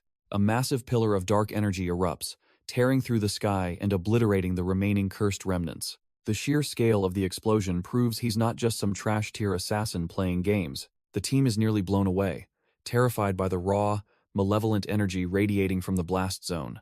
Watching from the shadows, Chairman Ma acknowledges that the kid actually managed to clean up the mess. He realizes they need to reevaluate Lu Li's true potential before things spiral out of control. Yi Chen steps into the ruins, sensing a chilling spiritual pressure that suggests he has walked into a trap. A venomous centipede skitters across a hand, proving the mastermind behind this mess is closer than they first thought. High above, Slim Hoodie and her team realize the cursed item they have been searching for is finally here. Old Man Feng watches with a sinister glow in his eye. Eager to show the brat true forbidden power, the massive yin-suppressing coffin slams down, its chains and talismans barely holding back the surging dark energy within. A headless suit-clad body stands amidst the wreckage, a trash-tier puppet turned into a vessel for pure malice. Slim Hoodie and her partner are left dumbfounded as they recognize the remains of the missing Shu Hu. Our boy doesn't flinch, his gaze sharpening as he prepares to dismantle whatever horror comes his way next. A dark, predatory silhouette looms over the battlefield, signaling that the real fight is only just beginning. As a mutated puppet lunges from the shadows, Ye Chen readies his chains to end this nightmare for good. Ye Chen lashes out with his spiritual chains, demanding the trash-tier fodder clear a path immediately. He doesn't hesitate to stomp down, crushing the remains of a puppet beneath his boot, with cold indifference. Looking down at the wreckage, our boy is curious to see just how much more these puppets can take. He scans the area, wondering which coward is pulling the strings, while the investigation team watches in total shock. Suddenly, the fallen puppet's flesh begins to writhe and twitch as if something vile is trying to crawl out. A surge of green malice erupts, revealing a centipede-like curse that signals a much higher level of forbidden technique. Slim Hoodie screams for him to watch his back, sensing a massive spike in spiritual pressure right behind him. The demonized young Master Shu lunges from the sky, fueled by a mindless rage, to tear our boy apart. The puppet slams into the floor with a heavy thud, shattering the concrete and missing Ye Chen by a hair. Blood sprays across the air as the sheer intensity of the impact catches Ye Chen in the chaotic crossfire. A bloodied fist clenches tight, proving that our boy isn't ready to throw in the towel just yet. Slim Hoodie screams out for Lu Li, her voice cracking as the situation spirals into a total nightmare. Old Man Feng stands tall in the crater, mockingly asking if that trash-tier attack was their best shot. Suddenly, Slim Hoodie feels a cold shiver down her spine as a shadow looms directly behind her. Lu Li whispers a dark warning, telling her that resisting will only make her death more painful. She spins around in a panic, wondering how this monster moved so fast without making a single sound. The old man isn't satisfied, shouting at his opponent to get up and keep the entertainment going. He lets out a bone-chilling laugh, clearly getting off on the look of pure terror in their eyes. Ye Chen lies battered in the debris, earning a twisted compliment for being so incredibly tenacious. Standing over the wreckage, the mastermind prepares to deliver a final blow to end this lopsided fight. Old Man Feng laughs, mocking our boy for having the same pathetic look as his master while being choked. Before the killing blow lands, Chairman Ma descends from the sky like a literal god of war. His heavy-handed strike shatters the ground, forcing the mastermind to back off and rethink his life choices. Slim Hoodie is completely dumbfounded, unable to believe the president himself would personally intervene in this fight. He stands tall over the wreckage, his presence alone shifting the entire pressure of the battlefield. Ye Chen stares up in a daze, mentally kicking himself for being so careless against such a monster. The president tells Fugui to quit acting tough and start treating the kid's life-threatening injuries immediately. Fugui wastes no time, channeling a surge of green healing energy to stitch our boy back together. Even with the King of Hell knocking, the restorative mana begins to stabilize his battered and broken frame. Taking a slow drag of his cigarette, Chairman Ma mentions the other elite players joining the fray. Old Man Feng recognizes the heavy hitters from the Northeast Ma family finally joining the party. He realizes the Deluo 9 luminaries are here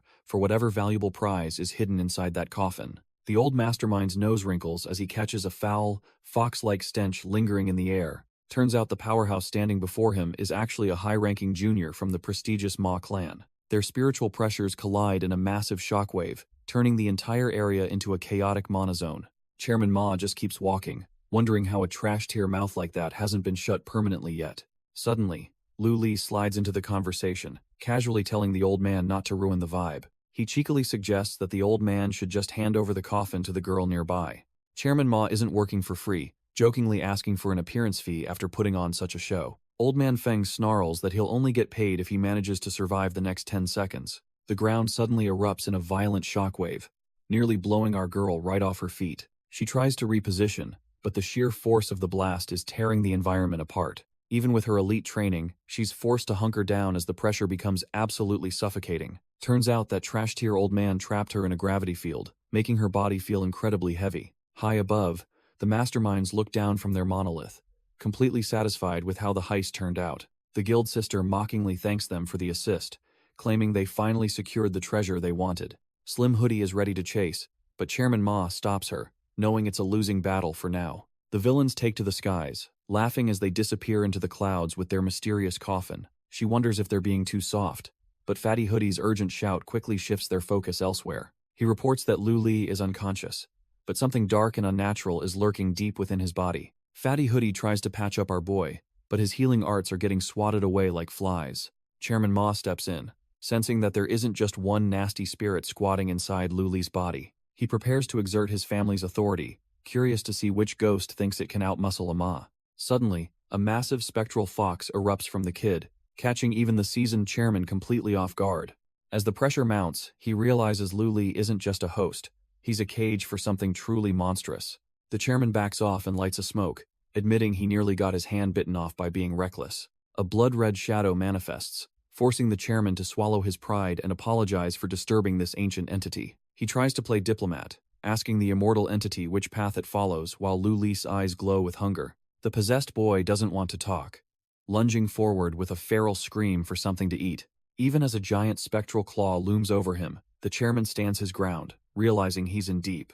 Slim Hoodie isn't playing around, ordering the possessed brat to stay on the floor where he belongs. She follows up with a brutal slam, showing that even ancient entities need to respect her authority. The impact sends the kid tumbling like a trash-tier mob, proving she's cut from a different cloth. The nearby henchmen are absolutely dumbfounded, praising their captain for ending the fight in a single hit. She's disgusted that a random demon dared to manifest here. While the chairman asks her to leave him some dignity, he summons his spectral fox to keep watch, ordering Fugui to rush the boy to a specialized healer. They arrive at the Ghost Gate Healing Hall, a place where spiritual wounds are the specialty. Inside, someone is already hard at work grinding medicinal herbs to stabilize the patients. Our boy finally snaps his eyes open, his consciousness returning after the brutal ordeal at the villa. Yi Chen sits up in a cold sweat, just glad to be among the living once again. Ye Chen feels like he's been trapped in a never-ending nightmare, his mind still foggy from the villa. He looks around the strange room, wondering where he is while a young maid tends to the medicine.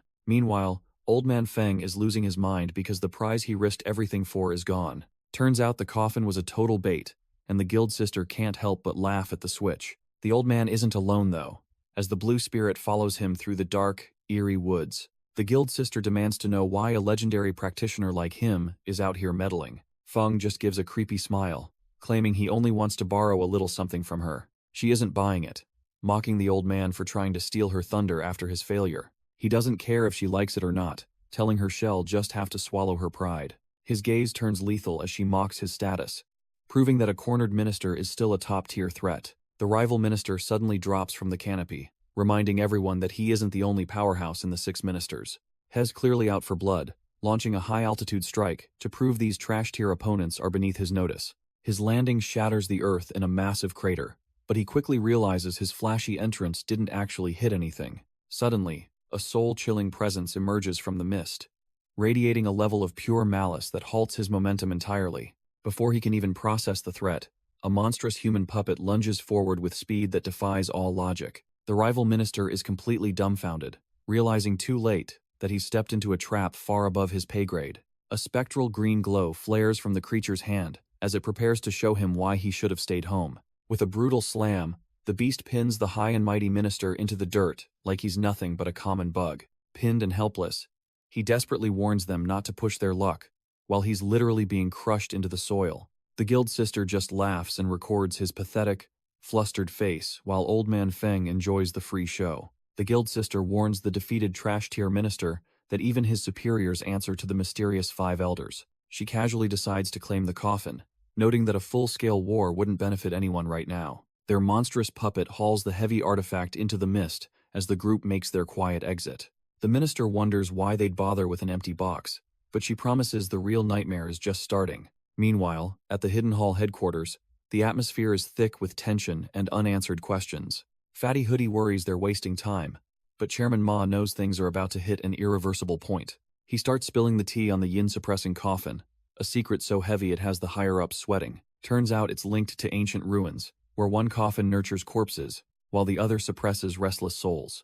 When questioned about the missing investigators, the chairman shuts him down, telling him to just follow orders. The scene shifts to a local middle school, where a new chapter of this supernatural mess is brewing. The scene shifts to a local classroom, where a teacher introduces a new transfer student named Tao Xiaoman. While the rest of the class welcomes her, our boy Lu Li is busy catching some serious shut-eye.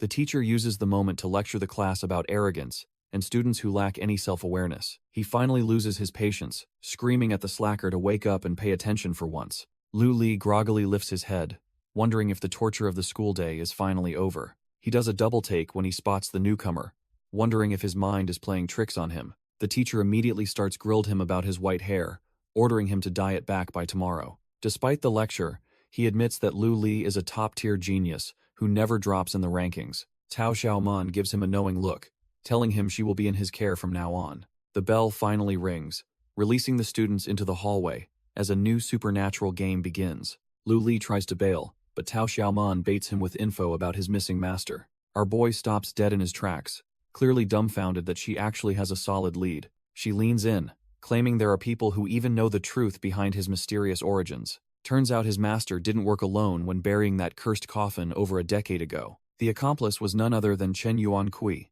the legendary head of the Golden Lock technique. This forbidden technique has been buried since the Ming dynasty, yet somehow it has suddenly resurfaced. Since the old man is ghosting, the guild has set their sights on his grandson instead. Lu Li sees right through the act. Realizing the Jizhou branch is just using her as bait, she doesn't deny it and pulls out her phone to show him some classified evidence. The hook is set when she reveals a second, yang-suppressing coffin is hidden in an ancient town. She flashes a photo on her phone, providing the final piece of the puzzle he needed to see. Lu Li is completely dumbfounded, his sharp eyes widening as he recognizes the cursed evidence from his past. Tao Xiaoman identifies the location as Zuming Town, the site where the second hidden coffin is buried. She pressures him for a straight answer, wanting to know if our boy is finally ready to move. This ancient town carries a heavy legend about a love so deep it brings the dead back. Local lore claims that true love is only proven when the living are willing to die for it. Under a pale full moon, the quiet streets of the town set a grim stage for a ritual. A traditional wedding ceremony begins as the mysterious couple offers their first bow to the heavens. The guests watch with eerie smiles as the second bow to the parents marks the union's completion. As the ritual deepens, the groom feels a cold grip, sensing that this union is far from normal. The master of ceremonies calls for the final bow, signaling the moment this unholy union becomes official. The groom is clearly losing his cool, barking at the attendants to stop wasting time and finish the ritual. The poor attendant starts shaking like a leaf, sensing the unnatural chill radiating from the silent bride beside her. She tries to steady the girl, but the cold, stiff movement of the red silk makes her blood run cold. As the couple leans in for the final bow, the heavy red veil begins to slide off her head. The silk hits the floor, revealing a hidden yellow talisman that was likely meant to keep a curse contained. Our boy freezes mid-motion, his heart dropping into his stomach as he finally sees what is underneath the fabric. Turns out his beautiful bride is actually a rotting corpse, her skin cracked and eyes hollowed out by death. He collapses to the floor in pure terror, realizing he has just tied his soul to a literal monster. The guests don't care about his fear, snapping at him to stay quiet so he doesn't upset the dead. The ritual master begins the incantation, calling on ancient spirits to fuse the couple's body and soul. He readies a blood-smeared talisman, claiming the authority of the Ghost King to enforce the binding. With a flick of his wrist, he commands the spectral forces to make the couple obey his will. Seeing the talisman firmly in place, he feels smug that the ritual is finally back on track. He snaps at his subordinates, calling them useless trash for nearly ruining the entire ceremony. The master warns a terrified henchman to keep his eyes shut if he wants to keep his life. The thugs haul the unconscious groom and his corpse bride toward the fire basin for the final step. As the bride is lifted over the flames, the master claims this will wash away any lingering bad luck. A red string is tied tightly around their wrists, sealing their souls together for all eternity. The groom is dumped into a coffin with his rotting wife, officially joined in a marriage from hell. The groom lies paralyzed under a soul-suppressing talisman, serving as the unwilling centerpiece for this trash-tier wedding ritual. The thugs slide the heavy lid shut, sealing the poor guy inside with a literal rotting corpse. Outside, the lanterns glow with a fake sense of joy, hiding the grim reality of the Zuming Town ceremony. Boss Shu offers incense with trembling hands, hoping this dark magic finally settles his son's restless spirit. The ritual master weaves his fingers into a seal, commanding spectral soldiers to escort the couple to the underworld. He slams a sealing charm onto the wood, officially binding the two souls together for the rest of eternity. The subordinates hammer the nails home with heavy thuds, making sure this marriage from hell is permanent. Staring at the altar, Boss Shu tells his son that he will never have to face the darkness alone. He closes his eyes in silent prayer, asking the Beyond to be kind to his boy after everything. With a final sigh, he walks away from the incense smoke, leaving the dead to their new life. Paper money flutters through the midnight air, marking the start of a grim journey for the restless dead. The crew heaves the massive coffin onto their shoulders, following the lead of the master through the woods. The ritual master rings his bronze bell, signaling for the spirits to fall in line and stay focused. He carefully prepares an incense stick wrapped in a yellow talisman to serve as a formal spiritual greeting. Kneeling in the dirt, he plants the offering to ensure the earth spirits welcome them at the gate. As he walks away, the smoke rises steadily, suggesting that the path ahead is finally clear for them. He reassures his nervous subordinate that the smoke looks good and they need to keep moving forward. When the man hesitates, the master barks at him to quit stalling and keep the procession going. The poor guy is shaking in his boots, stuttering out a warning as his gut tells him something's off. Turns out he was right to worry, because the incense smoke suddenly shifts into a haunting, sickly green. The poor ritual subordinates are sent flying like ragdolls as the spiritual pressure in the woods hits a boiling point. A chilling, deathly breath exhales from the shadows, signaling that something ancient and pissed off has finally woken up. One of the henchmen freezes in his tracks, realizing with pure terror that the corpse is actually moving. He starts trembling uncontrollably as the realization sinks in that they've messed with forces way beyond their pay grade. Suddenly, the yin spirits erupt in a spectral frenzy, tossing the living around like they're nothing but trash-tier fodder. Our boy is completely dumbfounded, his mind snapping as he can only stammer about the ghosts surrounding them. The bride finally rises from the chaos, her decaying form a nightmare come to life as everyone scrambles to escape. She lets out a blood-curdling screech, demanding they return the life that was stolen from her so long ago. Before the henchman can even blink, she lunges forward with a clawed hand, ready to tear him apart. A brutal strike of spectral energy slams into him, sending him spiraling into the darkness with zero chance of recovery. The panicked thug gasps for air as the thick, spectral smoke begins to choke the life out of him. The vengeful spirit leader glares down with cold eyes, blaming the living for the torment she has suffered. Bare feet crunch against the dirt as a new player enters the fray, radiating a terrifying amount of pressure. Even the ghostly woman pauses, sensing an aura that is far more twisted than her own lingering malice. The footsteps stop right in front of the chaos, marking the arrival of someone who actually enjoys the slaughter. Luli crouches over the trash-tier henchman, laughing as he realizes everyone has been looking for him. Our boy flashes a sadistic smirk, asking if the man's master ever mentioned the danger of meeting him. The thug is completely dumbfounded by the sheer bloodlust, realizing he is about to be crushed like a bug.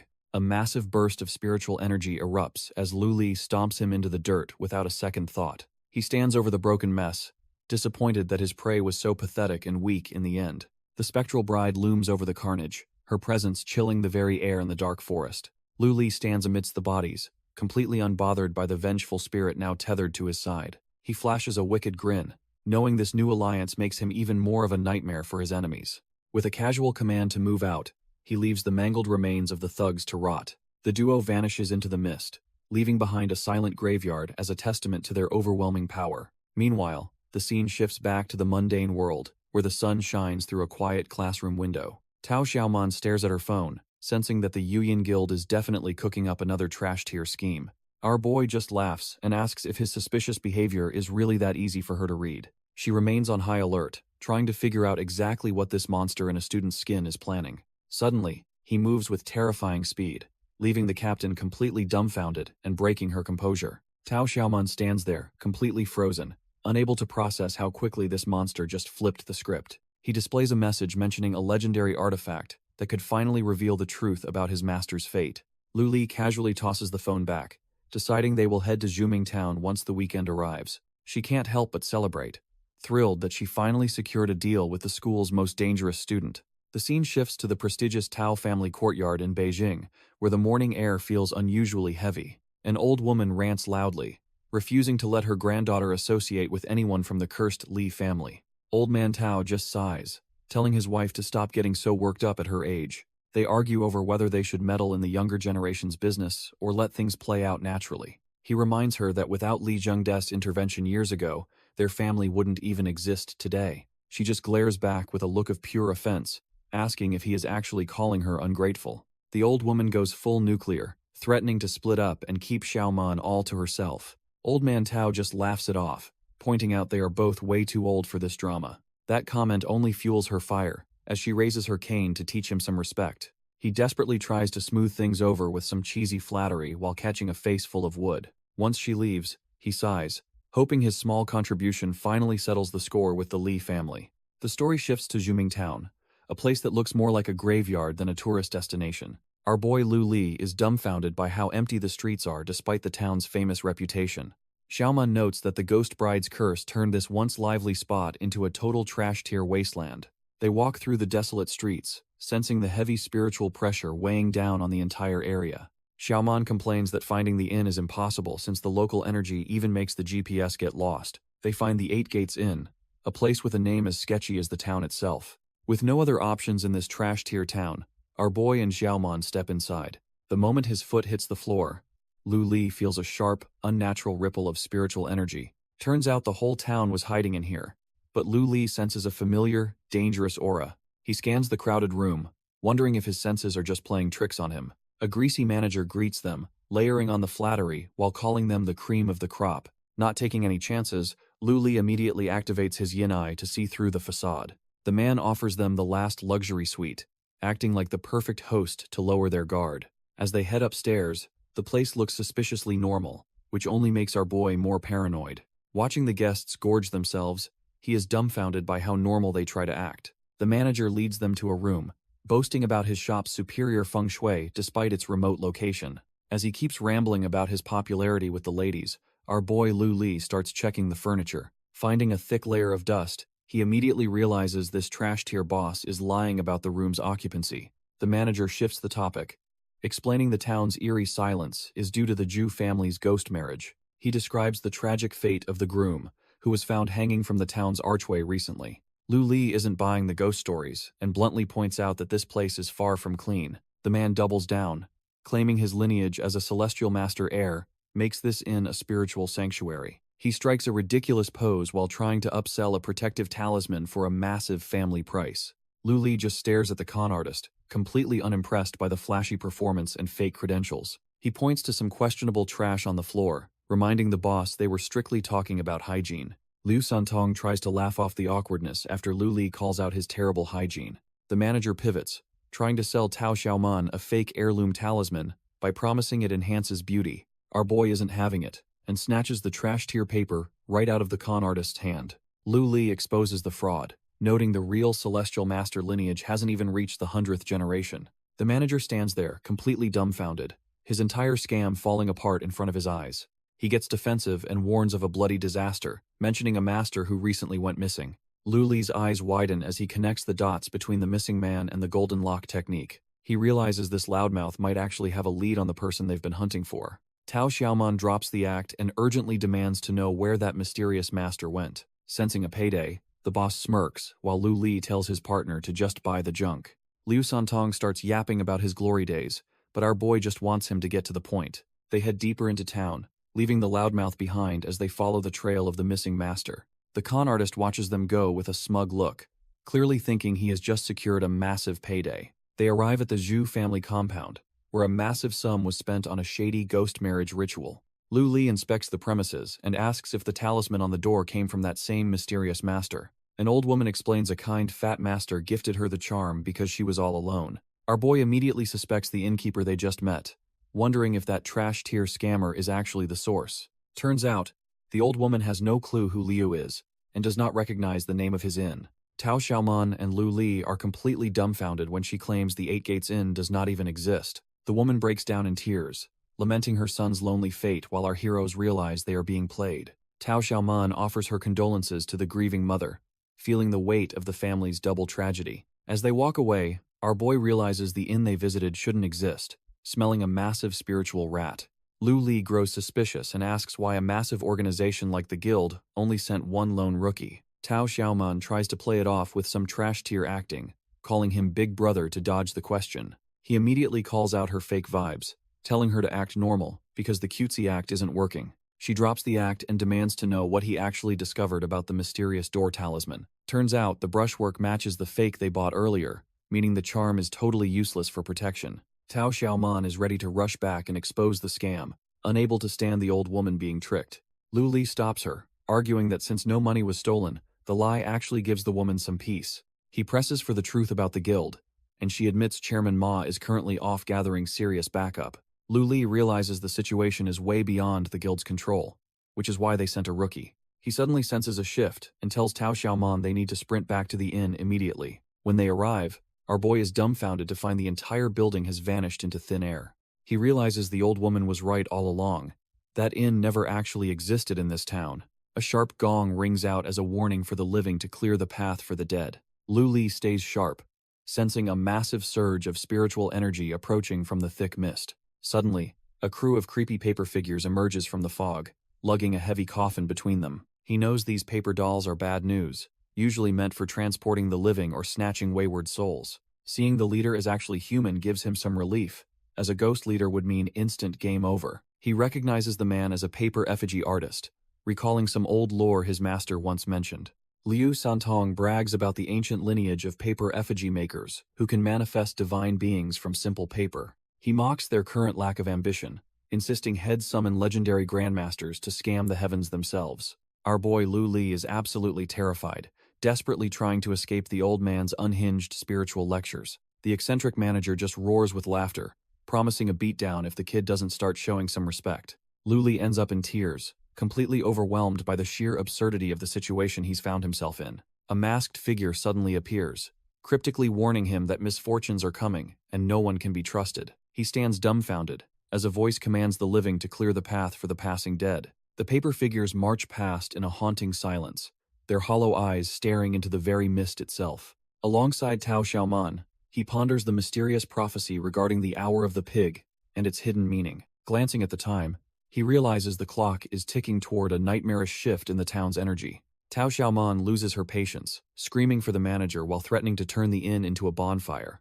Our boy Lu Li stays silent, his mind locking onto the mention of the legendary 8 Gates technique. He realizes this is a Kimen Dunjia formation, finally understanding why this creepy place felt so familiar. It shares the same DNA as the villa's ritual, a high-level seal designed to neutralize spiritual perception. While Xiaoman continues her tirade, Lu Li realizes the manager is a master hiding in plain sight. Outside, the forest is swallowed by a thick, suffocating mist as the supernatural energy begins to shift. This atmospheric dread triggers a memory of a time he was scolded for making an unfixable mess. His hooded companion warns him that the hour of the pig is the only path left for survival. Lu Li desperately tries to find a silver lining, hoping there's still a way to make things right. The hooded figure shuts him down, coldly stating that they passed the point of no return long ago. Lu Li recalls telling his companion that despite their mutual distrust of authorities, one specific contact remains viable. The hooded figure wonders exactly who our boy has in mind to help them navigate this mess. Back in the present, Lu Li spots a suspicious crow and immediately senses a hidden presence watching them. The dark bird lingers on a wire, acting as the literal eyes and ears for a distant master. Realizing they are being spied on, Lu Li decides it is time to stop waiting and start the hunt. He lunges forward with explosive speed, shattering the ground as he begins a high-speed pursuit of the bird. Xiaoman follows close behind as they sprint through the suffocating fog, determined to catch their feathered spy. Watching through her familiar, the guild sister smirks because she recognizes the old acquaintance the authorities finally sent. Her scarred enforcer is itching to beat the brat to death, but she warns him to stay focused. She reflects on the legendary Golden Lock technique, a power once feared by dynasties that is finally resurfacing. The scarred enforcer scoffs, wondering if this target is just another trash-tier master he can easily crush. The guild sister reminds him that the Golden Lock technique wouldn't be so legendary if it were simple. High above, the moon watches as the crows continue their surveillance over the foggy, cursed landscape. Still, the enforcer can't help but feel that Old Man Feng is just using them as cannon fodder. She tells him to focus on the prize, knowing that securing the technique will please the 5 elders. Suddenly, our boy Lu Li tears through the air, closing the gap with terrifying, supernatural speed. He chants a wind-based mantra, channeling pure spiritual energy to boost his momentum even further. Like a blue streak of lightning, he descends upon his targets, leaving a trail of mana in his wake. He blurs past the 2 villains, his sheer pressure making the ground beneath them tremble. The guild sister just smirks, impressed by his speed, but refusing to waste any more time playing games. Lu Li lunges forward, demanding to know if they really thought they could escape his reach. He slams into the scarred enforcer, their clashing spiritual pressure creating a shockwave that rattles the area. Their hands lock in a dead heat, lightning crackling as neither side is willing to back down. Our boy slides back, realizing this brute is on a different level than the usual trash-tier thugs. He doesn't let up, his eyes glowing as he channels more lightning to prepare for another strike. He stands his ground, daring them to move while the air hums with his raw, surging energy. The enforcer scoffs, thinking he'd kill the kid right now if he wasn't useful for their plan. The guild sister cuts in, telling her partner to quit wasting time on such a minor distraction. Lu Li watches them retreat into the mist, his mind racing to calculate his next tactical move. Tao Xiaoman catches up, and he quickly identifies them as the bastards who snatched the cursed coffin. Lu Li wonders if that insect-controlling woman really managed to drag the cursed coffin all the way into this mist. Nearby, a panicked guy named Liu Linglang realizes he only has 30 minutes left to finish his own objective. He struggles with his terrible sense of direction before spotting two familiar figures through the thick, eerie gloom. His heart skips a beat when he realizes one of them is actually Lu Li, an absolute nightmare coincidence. Our boy recognizes the newcomer too, but the guy clearly considers him a total pest rather than a friend. Seeing Tao Xiaoman's official vibe, he wonders why a delinquent like Lu Li is hanging around with the authorities. Deciding that his own skin is worth more than a reunion, he tries to bolt before things get complicated. Lu Li isn't about to let him escape without some answers, quickly cutting off his path with cold efficiency. He lunges forward with predatory speed, forcing the terrified guy to warn him about pushing his luck too far. Green energy surges as Lu Li unleashes a technique, shattering the wooden structures to keep his target pinned down. Lu Li is momentarily dumbfounded when he realizes his target was just a clever substitution trick. He looks up just in time to see Tao Xiaoman making a high-speed break for it. She uses a high-level movement technique, her feet barely touching the surface as she glides away. Our boy curses her under his breath, absolutely fuming that she thinks she can actually outrun him. He instantly recognizes her footwork as the legendary Cloud Ladder Ascent, a top-tier martial art. Meanwhile, at the Zhu compound, a white lantern sways as an eerie sign of mourning. An old woman grips her cane tightly while reciting ancient scriptures about the cycle of life. Old woman Zhu stands before her son's altar, trapped in her own cycle of grief and obsession. The incense smoke rises steadily, until a sudden chill makes the candle flame flicker violently. She freezes in terror, sensing a presence that definitely shouldn't be there in the dark. Bare feet pad softly across the cold floor as a heavy, ominous silence fills the morning hall. The hooded intruder stalks inside, disgusted by the hypocrisy of those who chant prayers while hiding wicked deeds. He confronts old woman Zhu, knowing her family would never let his people go without a bloody fight. Liang Qing reveals his scarred face, his eyes cold with a vengeance that has been years in the making. He demands she explain the brutal way Xiao Mei died while trapped in the Zhu family's cruel grasp. Suddenly, Xiao Mei's vengeful spirit manifests behind the woman, her green eyes glowing with a thirst for blood. A butterfly knife clicks and spins through the air, signaling the arrival of an uninvited and dangerous guest. A man in a white suit emerges, laughing at the old woman for her pathetic and transparent lies. He turns toward the intruder, correctly identifying him as Liang Qing, the descendant of a powerful spiritual lineage. Bai Jipeng, the white impermanence, introduces himself while offering a sinister proposal of friendship to the young man. Liang Qing shuts down the offer immediately, having zero interest in whatever games the white impermanence is playing. This blatant disrespect sets Bai Jipeng off, his patience snapping as he prepares to teach the brat a lesson. He lunges with blinding speed, determined to prove that a prestigious lineage doesn't mean anything if you're dead. But our boy is faster, catching the lethal strike with his bare hands before it can even graze him. Even Liang Qing is surprised by his own instinctual reaction, his body moving on pure, honed, survival reflex. The air ripples as he counterattacks, forcing the man in white to realize he's not fighting some trash-tier amateur. Suddenly, Xiao Mei's spirit flares up with a terrifying intensity, her green eyes signaling that the real nightmare is starting. Bai Jipeng can't help but be impressed, admitting that catching a blade like that takes some serious guts and skill. The tension hangs heavy in the air as the sound of footsteps echoes through the cold, silent room. Walking away, Liang Qing warns him to stay alive, as he has no intention of making friends with walking corpses. Bai Jipeng fumes with rage, feeling like he's being looked down upon by someone he considered beneath him. He stands there dumbfounded, wondering why his opponent didn't take the chance to finish him off right then. Liang Qing doesn't even look back, his steady footsteps echoing his lack of interest in this trash-tier skirmish. Hidden in the darkness, the scarred enforcer realizes that Liang Qing was tracking his hiding spot the entire time. He tells his partner to stop complaining about being used and just grab the old woman for their escape. Suddenly, a massive spiritual formation ignites on the ground, signaling the start of a much larger, darker ritual. Elsewhere in the mist, Lu Li sprints through the shadows while a crow tracks his every move from above.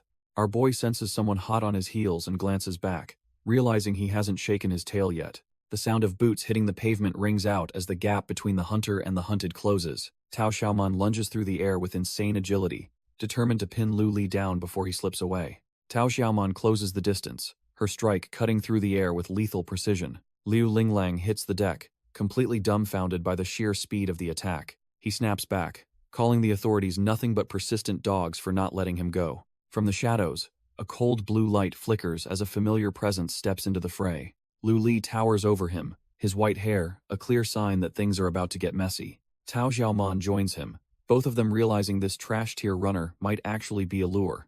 Lu Li questions why the chase ended here, sensing they have been led into a trap. They stand before an old opera house while the runner insists he is the real victim here. Suddenly, a haunting melody drifts through the air as a strange figure begins a ritualistic chant. Lu Li watches as the performer approaches, realizing the real show is only just beginning. Lu Li listens to the haunting nursery rhyme, feeling a strange sense of familiarity he can't quite place yet. He looks down at Liu Linglang, who is casually offering a piece of fruit to the trembling runner. The thug is completely dumbfounded, wondering why this guy would ever crawl back after being kicked out earlier.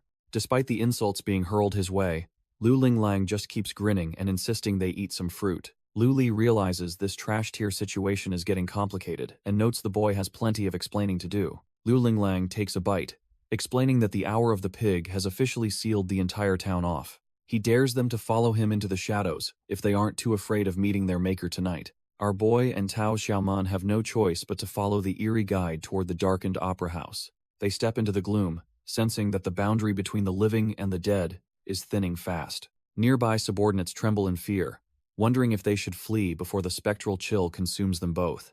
A trash-tier subordinate feels a sudden, bone-chilling grip and realizes a vengeful spirit has marked him as prey. He freezes in absolute terror, feeling the weight of the afterlife pressing down on his very soul. The spectral entity clings tighter as the man desperately begs his companion to get the thing off him. His supposed brother doesn't hesitate to abandon him, apologizing while prioritizing his own skin over their bond.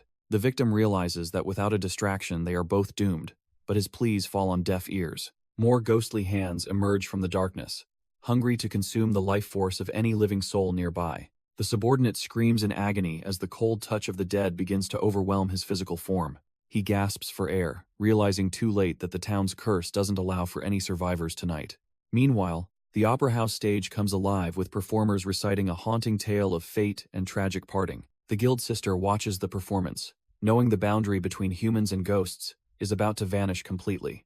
Liang Qing storms through the opera house, clearly annoyed by the singing and the lack of a proper welcome. He wonders why the star of the show is hiding when everyone is here, specifically for the Chen grandson. Growing impatient, he threatens to tear the whole place down if the boy doesn't show his face immediately. High above, a mysterious woman sips her tea, unimpressed by the rash youngster making a scene below. She mocks his lack of taste, suggesting he leave if he can't appreciate the beauty of national heritage. Liang Qing's temper flares as he calls her a wench and warns that she's clearly tired of living. One of his loyal dogs leaps into action, intending to teach the woman a lesson in manners. The attacker flies toward the balcony, but he's clearly underestimated the kind of monster he's dealing with. He closes in for the kill, yet the woman remains perfectly still, as if he's not even a threat. A massive impact rings out as a strike connects, proving that trash-tier thugs shouldn't pick fights with elites. She delivers a brutal kick, sending the trash-tier thug crashing back toward his master. Landing effortlessly, she watches as the lackey hits the floor like a sack of bricks. Liang Qing doesn't wait, lunging forward only to meet her sharp counterkick mid-air. He recognizes the Shu family's leg techniques but mocks her for wasting such potential. Tired of the chatter, she weaves a complex hand seal, calling upon a dark, surging power. A massive, purple-scaled spectral snake erupts from the floor, dwarfing everyone in the room. She smirks as her summon prepares to swallow the arrogant brat whole, ending this farce. The beast slams down with enough force to shatter the stage, sending splinters flying everywhere. Amidst the chaos, she glides through the wreckage, her eyes locked on her prey. The giant serpent coils around the ruins, proving that she isn't someone to be trifled with. The massive boss snake lunges forward as the green coat lady mocks her opponent for barely dodging. Enraged by the insult, Liang Qing screams that she won't get away with bullying his people. He charges recklessly into the fray, determined to take her down despite the overwhelming spiritual pressure. A violent explosion of energy occurs as he tries to break through her ironclad defense. The counterforce is too much, sending our boy spiraling through the air like a discarded toy. Just before he hits the wreckage, a mysterious hand reaches out to snag him from the sky. Tao Xiaoman tells him to stop playing hero with his trash-tier skills before he gets himself killed. The green coat lady just watches, comparing their desperate struggle to a mantis trying to stop a chariot. As the dust settles, Lu Li and his companion finally arrive to witness the aftermath of the brawl. Our boy Lu Li looks on with a cold expression, clearly unimpressed by the messy display of power. The green coat lady is surprised to see more guild members showing up to this messy party. She doesn't seem worried though, mockingly promising to send the whole lot of them to hell together. Liang Qing is absolutely fuming, remembering an old grudge as he sets his sights on our boy. He lunges forward with everything he's got, determined to make Lu Li pay for past humiliations. A massive shockwave erupts as Lu Li holds his ground against the crushing weight of the attack. Liang Qing is dumbfounded that his target survived 70% of his power after only a few days. He puts on a brave face, questioning if the kid has enough luck left to survive the next strike. Meanwhile, the green coat lady warns her spectral snakes not to eat the intruders just yet. The massive beast lunges, forcing the group to realize they need to work together to survive. With the giant snake bearing down on them, the team prepares for a desperate, unified counterattack. The massive spectral snake lunges, forcing the green coat lady and Captain Tao to scramble for safety. They narrowly avoid its crushing jaws as the beast tears through the opera house with terrifying speed. Liang Qing's subordinate is absolutely losing it. Convinced that sticking near Lu Li is a total death sentence, he points toward the stage, realizing the performers standing there aren't even remotely human anymore. Suddenly, a massive blast sends Lu Li flying back as the chaos in the room reaches a boiling point. He quickly regains his footing, staring down his opponents while the air hums with lethal spiritual energy. Liang Qing loses his patience and orders everyone to stop watching and launch a full-scale assault immediately. His poor subordinate can only scream in pure terror as the green coat lady looms over him. Before he can even blink, the giant snake's maw opens wide, ready to swallow him whole. Amidst the madness, Lu Li prepares his next move, focusing his power into a glowing green essence. Our boy unleashes the 6 dings and 6 jias, blasting the spectral snake back with a surge of energy. The beast's maw is forced open, proving that Lu Li isn't some trash-tier fighter who can be easily eaten. The bowl-cut subordinate cackles on the floor, realizing a transposition technique just saved his pathetic life from his boss. Lu Li keeps his cool, thinking that dealing with these clowns is actually easier than he first expected. Suddenly, a gray-haired powerhouse steps in, mocking the kid's technique and offering to show him how it's done.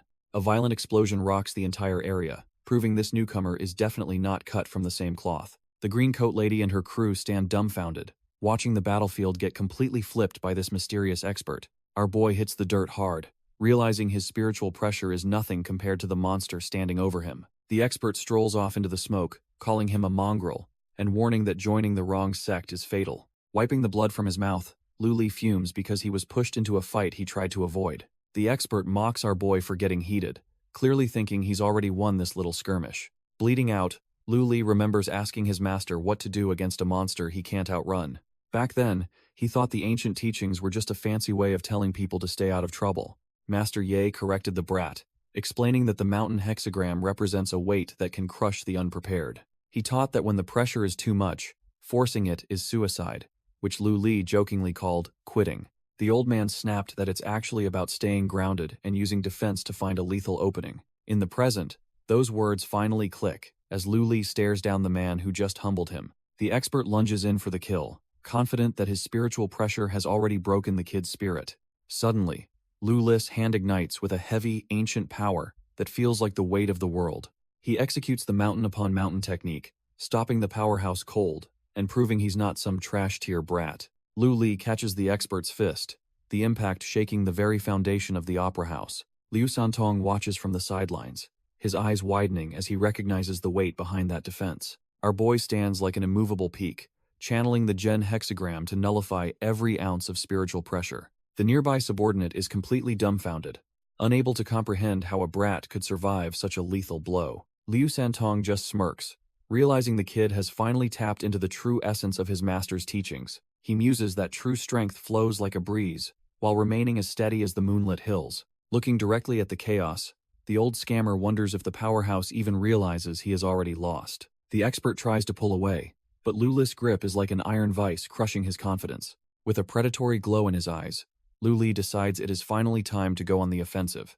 The desperate expert lunges one last time, but he is just a fly hitting a mountain at this point. Lu Li holds his ground, channeling the absolute stillness his master once taught him. He remembers Master Ye's words about being the earth itself, unshakable even if the world collapses. The transposition expert pours everything into his strike, but our boy doesn't budge an inch. The elite is completely dumbfounded, realizing his strongest technique is basically a joke to this kid. In his mind, Lu Li sees his master explaining how to turn an enemy's strength into a whetstone. He concentrates every drop of mana into a single point, ready to shatter the expert's pride.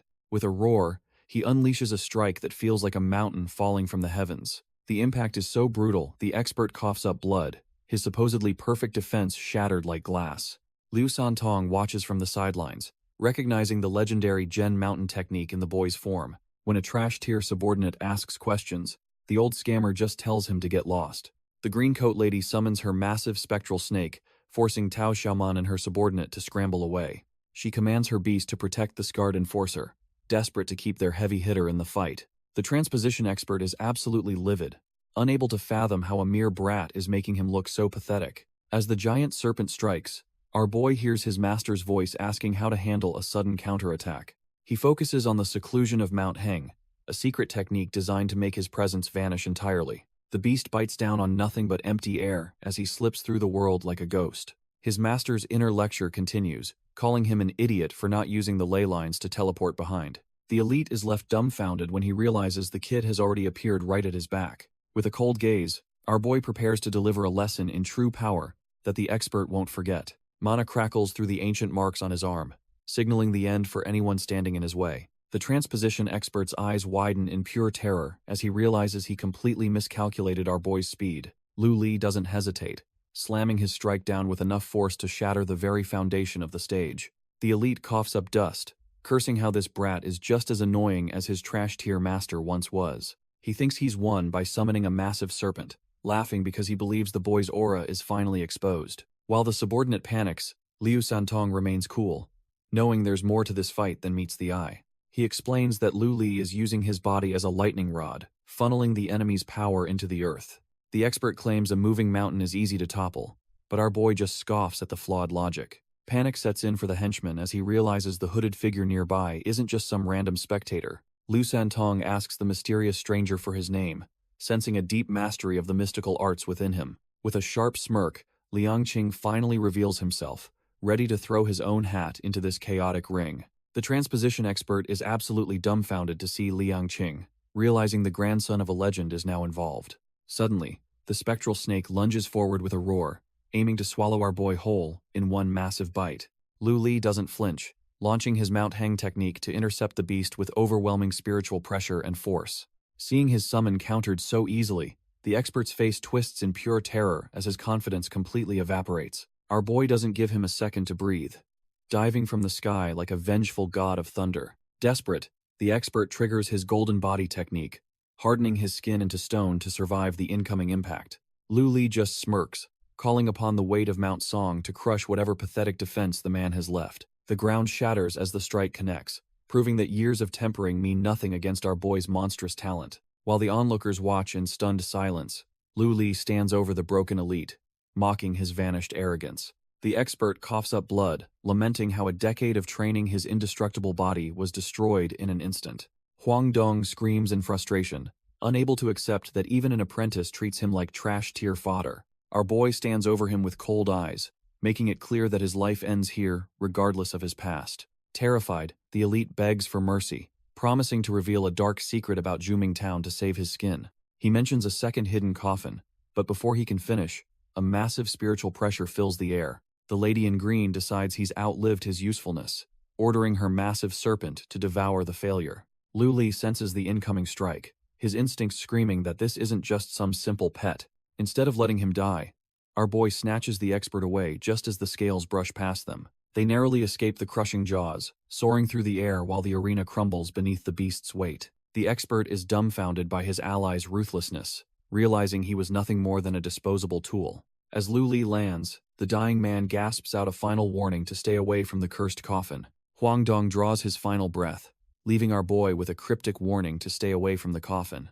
Tao Xiaoman can't help but mock the trash tier cliché of villains always dying right before the big reveal. Miao Manju just laughs, asking how Lu Li plans to compensate her for breaking her favorite little toy. Staring down the massive serpent, Lu Li wonders if there is even one normal person in this entire world. He suspects she is hiding something, wondering if she plans to use the town's secret for her own gain. The tension reaches a breaking point as the two powerhouses face off amidst the ruins of the opera house. She gives him a chilling warning, claiming that knowing too many secrets is a one-way ticket to the grave. Suddenly, the sharp ring of a gong echoes through the theater, signaling that the real performance is starting. Miao Manju calls him a mere pawn, revealing that everyone here is actually hunting for the Zuming Town secret. She smirks, noting that his true identity is irrelevant, as long as everyone believes he is the thief's disciple. Miao Manju continues her lecture, claiming that everyone present is just an insignificant pawn for the real big shots. She smirks, telling our boy that whatever protects him will eventually be the very thing that controls his life.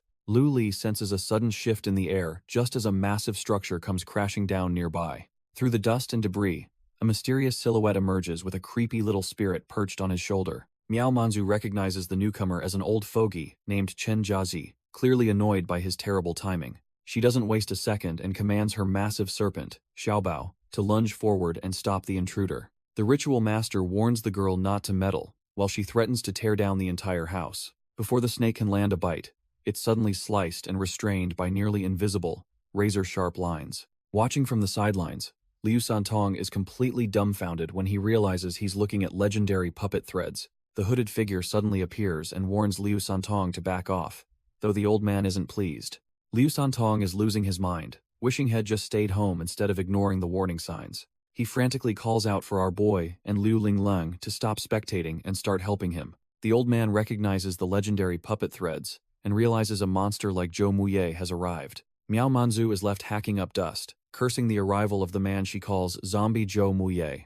Zhou Muye just smirks behind his fan, mocking his old rival for being too stubborn to die. He steps into the fray, questioning why a coffin-guarding hermit would bother wading into this muddy water. Miao Manzu stares him down, her usual arrogance replaced by a calculating, wary gaze. She pieces it together, knowing that if these two legends are here, the stolen coffin is close. The whole squad stands their ground as the tension in the opera house reaches a breaking point. Chen Jiaji scoffs with the spirit boy on his shoulder, claiming he's the only thing keeping them alive. Chen Jiaji snaps at Zhou Muye, accusing him of being a government sellout who is only causing more harm. Liang Qing looks down at Liu Santong, coldly warning his uncle that this is the last time he will show respect. Our boy Liang Qing makes it clear that everyone in town is fair game if they block his path. Miao Manzu realizes she is in deep trouble now that a monster like Zhou Muye has joined the party. The pressure is too much, and she ends up hacking up a nasty glob of green corrosive bile. Her toxic spit begins eating away at the legendary puppet threads that were restraining her. She wipes her mouth and mocks Zhou Muye, claiming his rough treatment is no way to treat a lady. Zhou Muye just scoffs, retorting that he has no interest in playing nice with a literal snake like her. That insult hits home, leaving Miao Manju absolutely fuming as her murderous intent reaches a boiling point. Zhou Muye decides to stop the talk and tells everyone to pick how they want their stories to end. Bai Jipeng strolls into the chaos, noting that all the big players have finally gathered together. He acts like the main character of this tragedy, followed closely by a mysterious hooded figure. Bai Jipeng presents Liu Linglong to Liang Qing, while his hooded companion roughly handles the captive. The poor guy is shoved onto the cold ground, completely at the mercy of these ruthless predators. Since the trade is complete, Bai Jipeng demands to see the secrets hidden within the heavy coffin. The hooded figure stands tall, his gaze suggesting he knows exactly how this bloody night will end. He coldly declares that he has absolutely no interest in wasting words on people who are already dead. A sudden, sharp strike slices through the air, signaling that the talking phase is officially over. Miao Manju lunges at Lu Li, her twisted mind seeing his rare physique as the perfect breeding ground. Our boy Lu Li just offers a chilling smirk, seemingly waiting for her to make a fatal mistake. Miao Manju wraps herself around Lu Li, trying to use her charms to catch him off guard. She exhales a toxic green mist directly into his face, hoping to poison his senses. Her eyes glow with a seductive red light, demanding that he look at her and fall under her spell. Watching from the sidelines, Tao Xiaoman frantically warns him to avoid her gaze and the deadly goo parasites. Our boy just smirks as she fishes for a compliment, completely unfazed by her trash-tier seduction tactics. Suddenly, Lu Li's cursed hand snaps out and grips her arm with bone-crushing strength. With a violent surge of power, He slams the overconfident woman into the dirt like a broken doll. Miao Manju gasps for air on the ground, realizing her prey is actually a monster in disguise. She looks up in pure shock as Lu Li mockingly asks if He's the handsome one now. Radiating blue lightning, he offers her a single chance to survive if she answers every one of his questions. Miao Manju crawls in the dirt, absolutely dumbfounded that her trash-tier bewitchment failed to even scratch him. Our boy towers over her, demanding the truth about the coffin that Huang Dong mentioned before his end. He wants names, needing to know exactly who is pulling the strings from the shadows of this ritual. Grabbing her by the throat, he ignores her desperate pleas about everyone being nothing more than mere pawns. Suddenly, her body erupts in a violent purple glow as she screams, triggered by some hidden, lethal seal. The energy surge is blinding, forcing even a monster like Lu Li to brace against the sudden atmospheric shift. When the light fades, the opera house is gone, replaced by a desolate wasteland that leaves everyone shaken. Tao Xiaoman looks around in pure terror, wondering how they were transported to this nightmare in a heartbeat. Lu Li realizes this isn't just a simple hallucination. The reality of the curse has finally manifested itself. The subordinate trembles, finally understanding why the woman claimed that killing her was never an option for them. Miao Manju stares blankly, realizing that in this grand ritual, they are all just disposable pawns. Lu Li demands to know who the real player is if this entire town has become a literal chessboard. A mysterious voice explains that the Golden Lock technique has trapped them within a lethal feng shui formation. The ground itself transforms into a glowing grid, proving they are truly trapped in a high-stakes game. Tao Xiaoman has had enough of the riddles and suggests they just bash their way through the problem. She declares her own rule, that if the match is rigged, you just take out the referee instead. Grabbing a terrified henchman, she mocks the idea of using brains when fists get the job done faster. Lu Li remains silent, his sharp eyes scanning the shifting environment for the next inevitable threat. Suddenly, a legion of skeletal human puppets emerges from the mist, ready to enforce the rules of the game. Surrounded by these massive undead soldiers, our boy realizes it is finally time to let his fists do the talking. Miao Manju is visibly shaken, wondering where these endless undead soldiers came from, while realizing they underestimated the ritual master. Nearby, Bai Zipeng snaps at Liang Qing, warning the man not to be ungrateful after everything that has happened. He coldly reminds him that a chance was given, but Liang Qing clearly didn't know how to cherish it. Refusing to back down, Liang Qing leaps into the air, his blade whistling as he attempts a desperate aerial strike. His arms are already battered and bloodied, yet he grips his weapon with the ferocity of a dying man. Suddenly, a sharp red energy trail slices through the air, catching the hooded warrior right in his tracks. He forces himself to swing again, a massive arc of power trailing behind his weapon as he fights for survival. The weight of the formation finally brings him to his knees, dark energy pooling around him like a shroud. Even Liu Santong finds himself tossed around like a rag doll, his usual composure completely shattered by the escalating violence. Our boy watches as the scammer scrambles up in a panic, realizing that bystanders won't survive this meat grinder. Liu Santong tries to slip away, deciding he is far too old to die for these trash-tier grandkids. Zhou Muye suddenly cuts him off, making the old scammer jump out of his skin in pure terror. The puppet master mocks him for wasting high-level Kimen techniques just to tuck tail and run like a coward.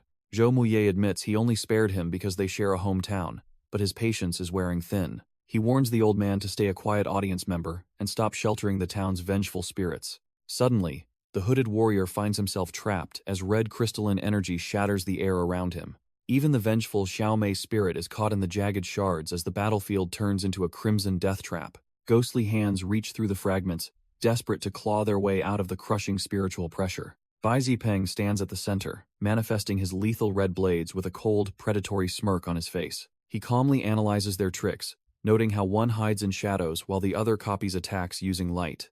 Bai Zipeng mocks his opponent, asking if being able to predict moves even matters against his superior speed. The hooded warrior isn't impressed, simply asking if this trash-tier assassin truly believes he has a killing chance.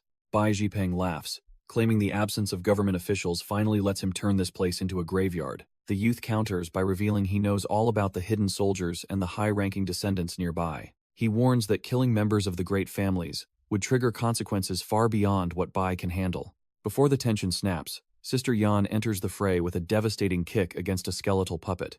A struggling suit henchman finds himself inches from death as a spectral soldier closes in for the kill. These ancient puppets are relentless, swinging their heavy blades with a cold, mindless hunger for souls. Sister Yan steps in with a powerful strike, shattering the puppet's momentum to save her comrade. The rescued man offers a quick thanks while his leader tells him to quit being a burden. Lu Li dives into the fray, his white hair flowing as he weaves through the mindless skeletal puppets. The odds look trash tier as an entire legion of these glowing blue soldiers surrounds Ye Chen and his allies. Sister Yan realizes they are facing the legendary 5 rampaging soldiers and prepares for the worst. Tao Xiaomon is visibly shaken, wondering if the terrifying female Yama has actually joined the battlefield. Ye Chen senses a soaring blood omen through his star-gazing art, but his senior tells him to just hide.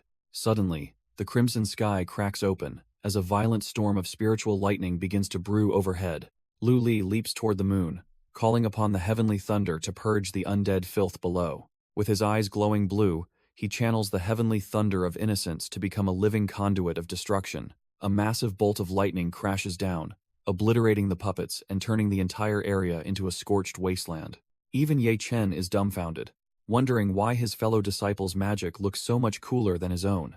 Lu Li realizes these trash-tier skeletal soldiers are endless and decides it is finally time to truly cut loose. Our boy begins chanting, "The Thunder Heaven Great Vigor," channeling pure celestial energy through his heavily cursed body. He floats amidst a storm of talismans, preparing to unleash a strike that will level the entire cursed area.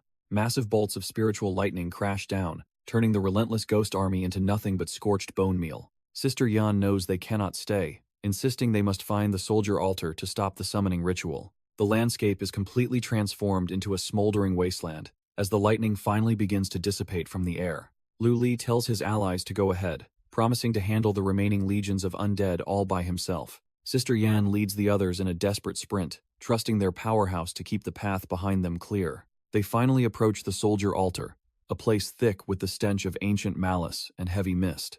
Old Man Feng and the guild sister remain calm, believing their golden lock formation is far beyond mortal reach. Old Man Feng remains chillingly calm, insisting that his secret arrangements make any reckless bravery completely unnecessary. The guild sister leans back, teasing him with some juicy gossip she dug up during her latest spirit inquiry. She explains how the town was once Yin-Yang Town, where the simple-minded Chen clan was eventually driven out. The real kicker is the 2 coffins they took, items that don't match the guild's official historical records. When she questions if the coffins are the town's true foundation, the old man simply tells her to wait.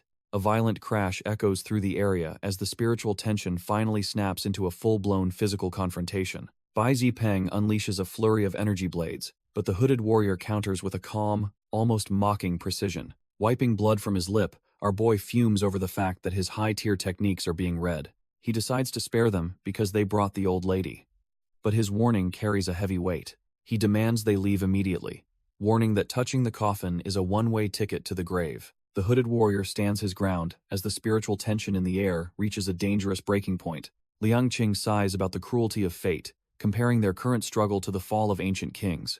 Suddenly, Tidon starts screaming in pure agony, his mind seemingly being invaded by something truly horrific. Liang Qing notices the coffin vibrating violently, realizing the ritual master left a ticking time bomb behind. Tidon is completely broken, begging a phantom presence not to eat him, while Liu Santong watches in terror. The poor kid's face contorts as he desperately offers to recite a mantra just to save his skin. It finally dawns on Liang Qing that the coffin was left behind as a shield for the master's nephew. He realizes that without the suppressing talismans, the nightmare inside that coffin is finally coming out to play. Bai Zipeng loses his patience, demanding to know what kind of trash-tier stunt Liang Qing is pulling now. The skeletal army surges forward, their hollow eyes glowing with a hunger for fresh souls. Suddenly, a creepy little puppet with painted red cheeks watches the chaos with a twisted, unnatural curiosity. Our boy Chen Jiaji stands firm as the undead legion approaches, his latest creation perched on his shoulder. This pint-sized nightmare in a red apron looks ready to feast on the spiritual energy of the fallen. The puppet glows with a sinister red aura, its predatory instincts finally waking up for the hunt. It warns its master that overindulging in souls might actually cause them to lose their minds completely. Deciding they've seen enough, the ritual master starts walking away with his tiny, talkative companion in tow. He notes that borrowing a literal ghost army is a bold move even for someone of their caliber. If they don't wrap this up quickly, the entire town is going to spiral into absolute, irreversible madness. Chen Jiaji walks off, his creepy little puppet buddy keeping watch as they leave the chaos behind. He starts a ritual chant, calling for the light to return and for all evil spirits to vanish. With a sharp clang of his gong, the ritual master signals the next phase of his twisted game. Suddenly, a legion of skeletal soldiers manifests, their glowing forms ready to enforce the rules of this nightmare. Surrounded by his spectral army, the master looks completely untouchable, while the town's fate hangs by a thread. Lu Li isn't impressed though, calling his opponent a pathetic rat, while his killing intent begins to peak. Our boy charges straight at a massive skeletal knight, screaming for the undead trash to just stay dead. He narrowly weaves through a lethal strike, his instincts sharpened by the overwhelming pressure of the ghost army. With his eyes glowing blue, Lu Li puts everything into a single punch to shatter his spectral foe. Lu Li slams into the skeletal knight, intent on shredding this trash-tier army with overwhelming physical force. Our boy just smirks, his blue eye glowing as he starts to enjoy the rhythm of the slaughter. Even when another undead soldier drops from the sky, he doesn't flinch, already anticipating the next strike. He sticks the landing with bone-shattering force, sending a massive shockwave through the cursed ground. Lu Li dances through the battlefield, treating these legendary puppets like they are just basic training dummies. The skeletal soldier lets out a hollow roar, realizing it is completely outclassed by this white-haired monster. Nearby, Old Man Feng and the guild sister observe the chaos, thinking they have successfully evaded their pursuers. Their relief is short-lived when Tao Xiaoman and Sister Yan suddenly ambush them from the shadows. Sister Yan leads the assault with a lethal kick, proving she is cut from a much deadlier cloth. Tao Xiaoman lunges at the enforcer, while the masterminds watch, but she's clearly punching above her weight class. Gritting her teeth, she feels the overwhelming pressure of a monster that shouldn't even exist in this realm. The skeletal puppet effortlessly catches her strike, mockingly advising her to stop pushing her fragile human limits. His glowing eyes pierce through her soul, making it clear that her martial arts are useless against this thing. When the hooded warrior tries to intervene, she desperately warns him to stay away from this suicide mission. Before he can even blink, the puppet closes the distance, with speed that defies every law of physics. With a single, casual movement, the monster sends the boy flying like he's nothing more than a ragdoll. He crashes into the terrain with a sickening thud, leaving the captain horrified by the sheer power gap. The guild sister just smirks at the carnage, finding their pathetic struggle for survival absolutely adorable. Our boy Lu Li smirks, thinking he's finally caught the enemy like a turtle in a jar. Tao Xiaoman's face pales as she realizes the ritual is starting, desperately shouting for someone to stop it. Sister Yan goes all out, manifesting her golden body to crush everything in her path before it's too late. Suddenly, a massive purple dome snaps shut, trapping the entire group inside a cage of pure spiritual malice. Tao Xiaoman is completely dumbfounded, realizing they've walked right into a trap that was set from the start. The pressure becomes unbearable, tossing everyone around like trash-tier fodder as the formation begins to collapse inward. A bolt of brilliant heavenly might tears through the sky, proving that the real monster has finally arrived. Lu Li is blasted by the lightning while the mastermind watches the carnage with a terrifyingly calm expression. Old Man Feng mockingly admits he's impressed by Lu Li's growth, though he clearly still holds all the cards. Sister Yan is completely shaken, unable to believe that our boy Lu Li has reappeared amidst the crackling lightning. Desperate to regain control, she commands the Fengdu rampant general to step forward and cut the intruder down. The massive skeletal puppet lunges with a heavy strike, but Lu Li remains unfazed as the heavens begin to roar. Channeling the biting through technique, our boy prepares to unleash a level of power that defies all spiritual logic. He detonates a massive pillar of red and white lightning, completely overwhelming the giant puppet in a single blast. The sheer force of the explosion sends shockwaves through the dome, proving Lu Li is no longer trash-tier fodder. Sister Yan watches in total disbelief, wondering how he could have possibly reached such a monstrous level of strength. Old Man Feng remains cold and calculated, ordering his forces to push forward despite the devastating display of power. Tao Xiaoman screams a frantic warning as the entire battlefield dissolves into a chaotic mess of thunder and debris. Lu Li stands unfazed while a puppet attempts a pathetic sneak attack through the crackling lightning. The lightning instantly shreds the trash-tier construct, proving our boy is on a completely different level now. His eyes burn with an intense, predatory glow as he fully leans into this monstrous power. He invokes the 24th hexagram, causing the earth to shatter as his spiritual pressure peaks. Even the ritual tools are tossed aside like scrap metal as the battlefield continues to dissolve. A massive sphere of white energy erupts, threatening to wipe out everything left in the dome. Tao Xiaoman and her ally are forced to shield themselves from the bone-rattling explosion. Sister Yan can only brace herself against the gale, realizing his strength is truly beyond comprehension.